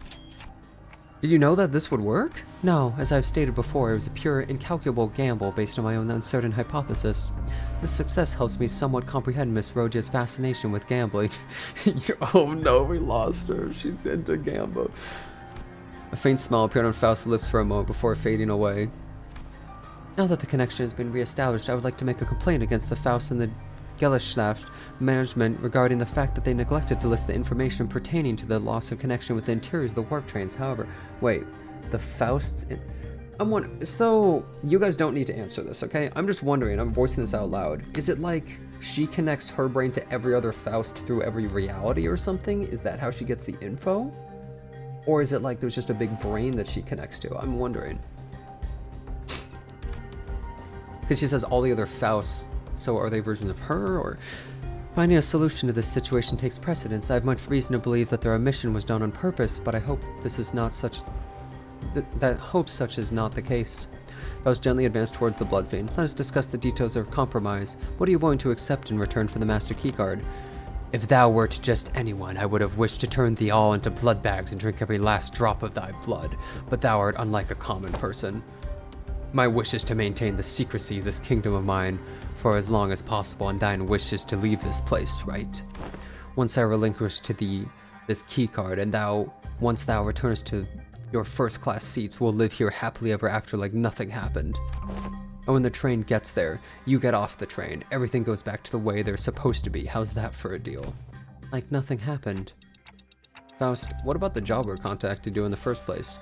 Our memories and any signs of battle will be entirely erased upon our arrival. We have no way to relay our news, whether one of success or failure. If we had the means to defeat him, then at W Corp would inform us that our contract was successful after the fact. However, this current scenario will leave us with nothing to show for, not even the smallest hint in the contract will end in failure. However, what takes precedence over the contract is you and the Sinner's psychological stability. It's not like we've always been successful, so that was something I could live with, but what about the other passengers of the train and the future passengers? Remember the look on Don Quixote's face whenever we would come across these inevitable forms of injustice. Oh, are we gonna have to take this so Don Quixote won't like us going into the next thing, I wonder? And then she gotta deal with her life. Faust does not reply. Yet the lack of reply was a reply all on its own. Are we gonna have to let them die? Innocent lives will be lost, but we cannot prioritize their lives over our safety. That must be Faust, the company's policy. And yet, I shan't allow this. How did you get in? How did she open the door? Did Don Quixote? But her wounds were too severe for her to even crawl, let alone walk, but with sheer will, she pushed herself through the pain to reach the freight car. I will not tolerate this. We cannot let this vile wretch live and turn a blind eye to everything he's done. It's her again. What? You want to stay here for what's essentially an eternity within this train? I know the truth. Everything hinges on this key, doesn't it? As soon as I break this in half, you'll have to spend the aeons inside this. I care not. I would welcome the aeons, should it mean aeons of penance for thee. 'Tis much preferable to letting thy villainy go unanswered. Let this place be the site of thine eternal judgment. Faust and I grabbed Don Quixote. She'd normally be strong enough to wriggle free of her grips, but she'd already pushed herself beyond her limits merely by walking here. Faust, unhand me. Thou mustn't let him live, Manager Esquire. Don Quixote, letting him destroy that key means that you'll be condemning the sinners to thousands of years of torment. Then I shall fill the millennia with the tales of legend I had read in the magazines. No time, however, infinite, shall be too great to overcome should we endeavor as one. Certainly, you are aware that your suggestion is no solution at all, Don Quixote. I mean, you know what the solution would be? Is that I kill all the other sinners, basically, and then we just chill. Then there has to be another way, no? Thou art both possessors of great wisdom, Faust, Manager Esquire. Is there truly no path in which we may bring justice to the villain and the sinners remain unharmed? Her struggle begins to wane, but this was no acceptance. This was dejection. Wait, Don Quixote, no! The commotion we failed to notice the Blood Fiend had been quietly advancing at us. We let Don Quixote go at the last second. We were a second too late. Oh, my dearest parent, forgive my transgressions, create another without thy sanction. Oh, thou shalt become my next kindred. Cassetti screams incoherently as he leaps onto Don Quixote, piercing her neck with his fangs before we even had the chance to do anything. Oh, I did not expect this to be the solution. Is she so justice-filled that he's gonna fucking die or something? Faust, what do you mean, the solution? According to the information I've viewed in the past, and once again just now, it's... Dante, take cover behind me and remain absolutely still. Please do note that other sinners must never hear a word of what is about to happen. Oh. Don Quixote levitates slightly into the air and strings on her shoes unraveling as they slip off her feet on their own. She looks on with bewilderment as her running shoes fall to the floor, and... Oh! Oh, Rocinante! I've always had this question swirling at the unfocused backstage of my mind. Why are you so protective of those running shoes, Don Quixote? Running shoes? Oh. Dost thou speak of our dear Rocinante? Yeah, those. I have battled through thick and thin, feast and famine with dear Rocinante, in sorrow and in joy, no matter the brutality of trials that hath struck me. It hath been a loyal steed by my side, however long it hath been in existence. She doesn't know when she got them? Ah, Manager Esquire, wherefore hast thou not saluted Rocinante as well? This may be a rather auspicious occasion to do so. Is it going to turn out that she is already a blood fiend or something, and the shoes stop her something? Contain her? Nope, I think I'm good. Aha! Be not so bashful. Go on ahead. Look, Stinky. Small girl is torturing TikToky with Stinky. Stinky, they are not. Scuffed as they may appear, Rocinante is in pristine condition. Also, thou shalt not address me as small girl. Evacuate, evacuate. Don Quixote, don't tell me you go to sleep wearing those Rocinante.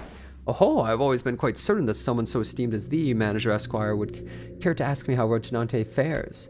Oh, is this her room? What the hell? I didn't mention the question was inspired by numerous eyewitness reports from other sinners who saw her wandering the halls in her pajamas and wearing Rocinante. Oh, it's my room. Verily, Rocinante and I remain bound together, even in slumber. There should be no separating the two of us. Am I pronouncing it right? Rocinante? Is that how you say it? Rocinante? Rocinante? Oh, I'm saying it right? Okay. We are bound not by need nor want. We are simply bound together through plight and delight. Rocinante? Okay. Now I think about it, every single identity of Don Quixote was also wearing this pair of running shoes, Rocinante. Have you ever taken them off? Take them off? Fie, whatever dost thou mean, as in detached Rocinante from my body? 'Tis a very odd insinuation thou makest. She looks at me with puzzled eyes, as though taking off the pair of running shoes off was somehow an inconceivable idea.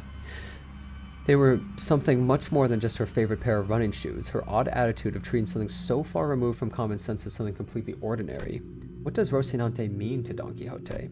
What even is that thing? An overwhelmingly powerful pressure suddenly explodes, radiating in all directions, as the metallic stench of blood suffocates the bus, filling every corner of it with its sickening horror. Then darkness. No, that's impossible. In all-absorbing darkness, voices are only light. You are the second kindred. How did you... I should have felt your presence. I do think I saw a faint outline of an aura. I see a red aura and a long fur adornment of sorts. Though the shimmering aura I think I saw red eyes. So is Manager of La Mancha Land just like not even an ID, it just is her? Without the shoes? You have committed the sin of filial impiety, transgressor. I know that voice, but I also don't. I've never heard in such a low, imposing tone before. It speaks towards the lesser Bane. The bloodfiend shriveled and kneeled, trembling, pathetic. Mercy, O venerated ancestor! I beg for the mercy of the second kindred. I beg for the mercy of the second kindred. I beg... Insolent worm! God! Crimson droplets of blood slowly rise around the bloodfiend's mouth before congealing and sealing his mouth shut. No language worming its way out of your maw shall be worth my ears. No. To commit the sin of filial impiety by attempting to travel against the bloodstream, to commit such abomination against your ancestor, I cannot well sanction your impudence of continued existence. Coagulate, then melt away. Cassetti's body begins liquefying into a slick stream of blood, his form curdling and crumbling, then dripping to the ground. Rapidly yet ponderously, like that ice cream Don Quixote loves so much. Mermaid ice cream. That's also made of human. Melting away on the floor, heated under the searing sun. Ah, you. Don Quixote turns to look at me, who was still on the ground after being thrown by the shockwave. And with a cryptic look of pity, she uttered something. Indeed, you must be the promised timepiece. Something I couldn't quite understand. Rocinante, to me. Rocinante, I beseech you. Carefully reached out, grabbed her shoes, and slipped them onto her bare feet one by one. Ah, one day. She gasped, stumbled, and slumped to the ground.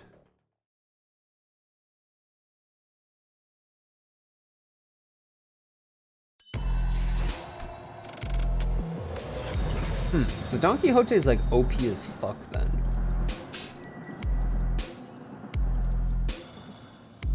Don Quixote without her Jordans, yeah, without her Yeezys. And her feet stink. You know, you see what that aura was just the smell, guys. It was just the fucking smell, dude. The whale pieces were still inside of those shoes, bro. That's what the aura was. He just fucking died from that shit. She's had her fucking shoes on for like a fucking year, dude. Don't worry, dawn's on Ramadan. Oh, is that the power you obtained from Ramadan? Can somebody explain what just happened in a way that makes sense? I knew the sinners would all be shocked and confused. After all, when they, including Faust and Don Quixote, all came to life after a re-around the clock, all that remained was the destroyed door to the freight car and the disgusting, obliterated remains of what was once Cassetti. Most personnel had lost their consciousness from the mental stress of the prolonged battle against the blood fiend. Whatever measure it was the manager had taken, it can be said it was appropriate. I wonder what Don Quixote is going to be like after CANTO. So she's actually an insane blood fiend. Is she one that wants to be human or something, though? Because she's, like, fine with us. She's chill with us. Guess we'll see. I guess so. Well, good luck, everyone. You know, the moment he was gonna bite her, and I was like, wait a second. Because the way she talks is the same way that he talks, so I was like, and we're going to P Corp, which is her Canto, so I was like, okay, well, like, what's up with the blood fiends? She must know them, right? Well, good luck, everyone. However, the definition of most personnel excludes 3 individuals, therefore it would be most appropriate to direct any questions to them. Wait. Who are those 3? Faust, the manager, and Don Quixote, who's still unconscious. Huh? Really? The 3 of you? Wow, you're spot on, haha. When did you even have time to notice that? Oh boy. I've identified the 3 conscious individuals by analyzing their walking cadence and voices, moments before my loss of consciousness. Right, so what's going on with the lass? Why she's out cold? She appears to be in a state of deep slumber. As she is not at risk of death, she'll be waking up soon. I remember everything, of course. Don Quixote's sudden transformation, how she practically erased the blood fiend as kindred out of this world without even moving a finger. But I also remember Faust's last words. And please, do note the other sinners must never hear a word of what's about to happen. I wonder why. Don Quixote was unconscious. Faust was answering every question with silence. It was only natural her eyes would all fall on me. That's, you know. Wait, that reminds me. Where's the key card? Last I remember it was in Cassetti's hands. He was in a far more presentable state than he was in before. Wait, so what about the key card he was holding, though? It has been half liquefied. The remains have melted with his finger bones. It appears to have become one with the middle phalanges. Wait. Oh. Oh no! Everyone calm down, calm down! I said calm down! I really should have packed more cigarettes, huh? How will we force one of these doors open? The master keyguard is not an absolutely necessary element to resolving this situation. What? How? It will require approximately 5 hours to formulate and proceed with an explanation in a manner that will allow the sinners to fully comprehend the exact how of this methodology. However, it will be delivered to you in digestible, summarized format. Well, that was short-lived. She's acting all smug again. We can utilize the back door of Mephistopheles. Oh yeah. The steely confidence in her declaration was more than enough to win us all over. So I headed to the corridor past the back door. Don Quixote slung over one of our shoulders. Arrived at our destination. So was everyone else just dead who was on that train? I can't not ask what happened after seeing the state you're all in. Sandy, pitter patter, or sandy pitter, sandy patter. Grains of sand and seashell-like things fell with each step the sinners took. We went through a beach. Ask someone after me. To explicate, it can... Grains of sand roll about in my throat with every word spoken. Some time ago, Faust explained the simple gist of the plan as we made our way to the back door.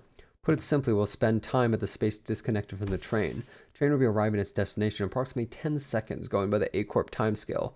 All we must do is remain somewhere in our original dimension for that duration. And with that, Faust came to a sudden stop in the middle of one of the corridors.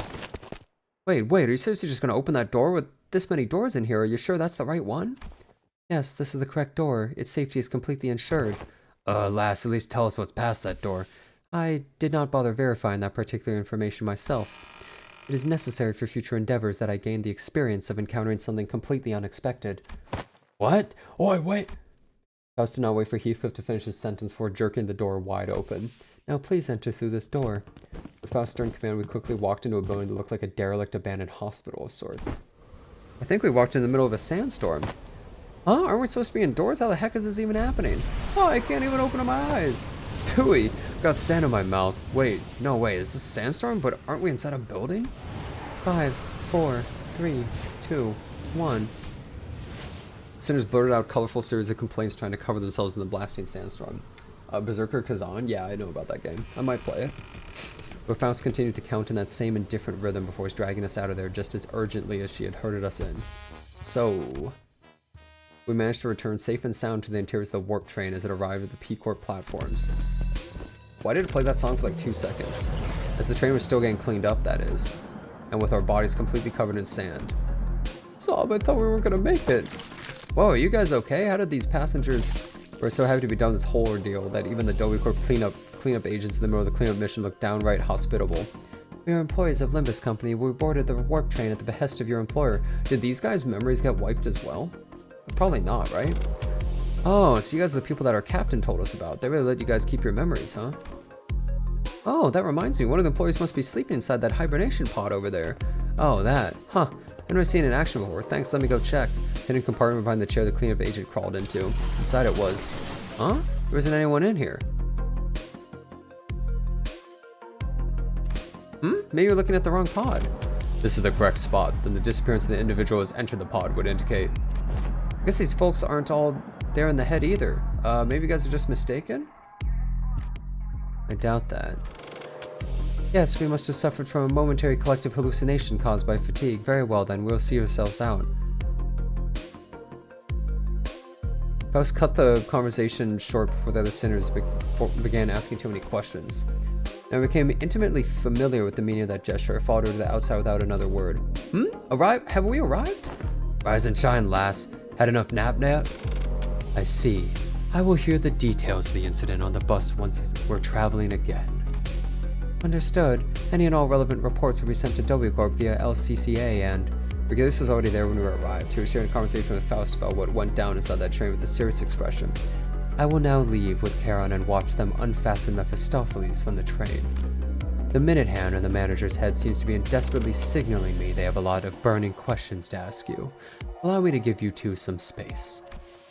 I was finally able to ask Faust once Virgilius left, why did you do that? Faust's body was quite literally blasted to pieces from the sheer explosive pressure that filled the room the moment Don Quixote's shoes came off. Really? She blew up? It was as though she knew that was going to happen. Because there was preferable course of action to having the same explosive demise occur to your body instead. I do find it regrettable they were made to turn the clock despite my knowledge of the high likelihood of my death upon that occurrence. No, I'm not blaming you for that. I just want to know how long you've known that Don Quixote is. That is something I've been aware of since the LCB was first established. The same could be the said of Virgilius. Of course. However, it's the will of the LCA's superiors that this knowledge remain withheld from the manager until the appropriate moment. And that appropriate moment was back there? According to my private judgment, yes. Well, as my connection to all communications according one to Faust had been severed, I was not in a position to receive the headquarters' authorization for that action. Right. Though the full truth may remain obscured still, we are once again returned. Returned. That was a layered word. We returned to one of the warp platforms in our own dimension. We returned to our daily lives, speculating about what's our next path, and the usual Faust reconnected to Faust. And returned. Yes. Faust replied to Yisang's nebulous word with a quiet affirmation. Please do not take this query with any greater import than a mere jest, however. You suppose I shall see her again. She shot a puzzled look at Yisang. In a way, it was quite the pleasant encounter, what is it not? Yisang mused ambiguously before leaving us. Yeah, actual, like, Yisang Riz, what the fuck? The incident at the warp train was such a chaotic mess, felt shorter than it really was, but I also learned so many things. But it was too soon to start racking our brains about what kind of nonsense trial we're about to face in P-Corp, so I decided to enjoy this momentary peace. Ow! Do we find ourselves at P-Corp? Wherefore my throat is so parched? I'm too tired to explain. Chiquita, you missed out big time for one crazy adventure. Huh? Oh, that vibrated the last few grains of sand out of my ears. Sinners looked at Don Quixote's bewildered awakening, grinning. There's no way to know what we faced in District 16 where P-Corp is located, but we got this, right? The same faith I saw in Faust who believes in uncertainty rises within me too. I looked up to Faust, only to see that Faust was looking at me as well. She nodded at me with her usual barely noticeable smile and I gave her a light nod back in return. Time to go find ourselves another golden bough. Yeah, Yisang, he fucking instantly knew, bro.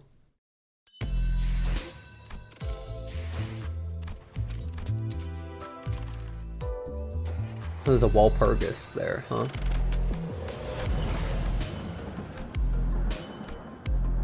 And you know what's great about this Canto, guys, is the first one that hasn't been nerfed. Oh, it's also the first one with music. This is the first one that has music. None of the others did.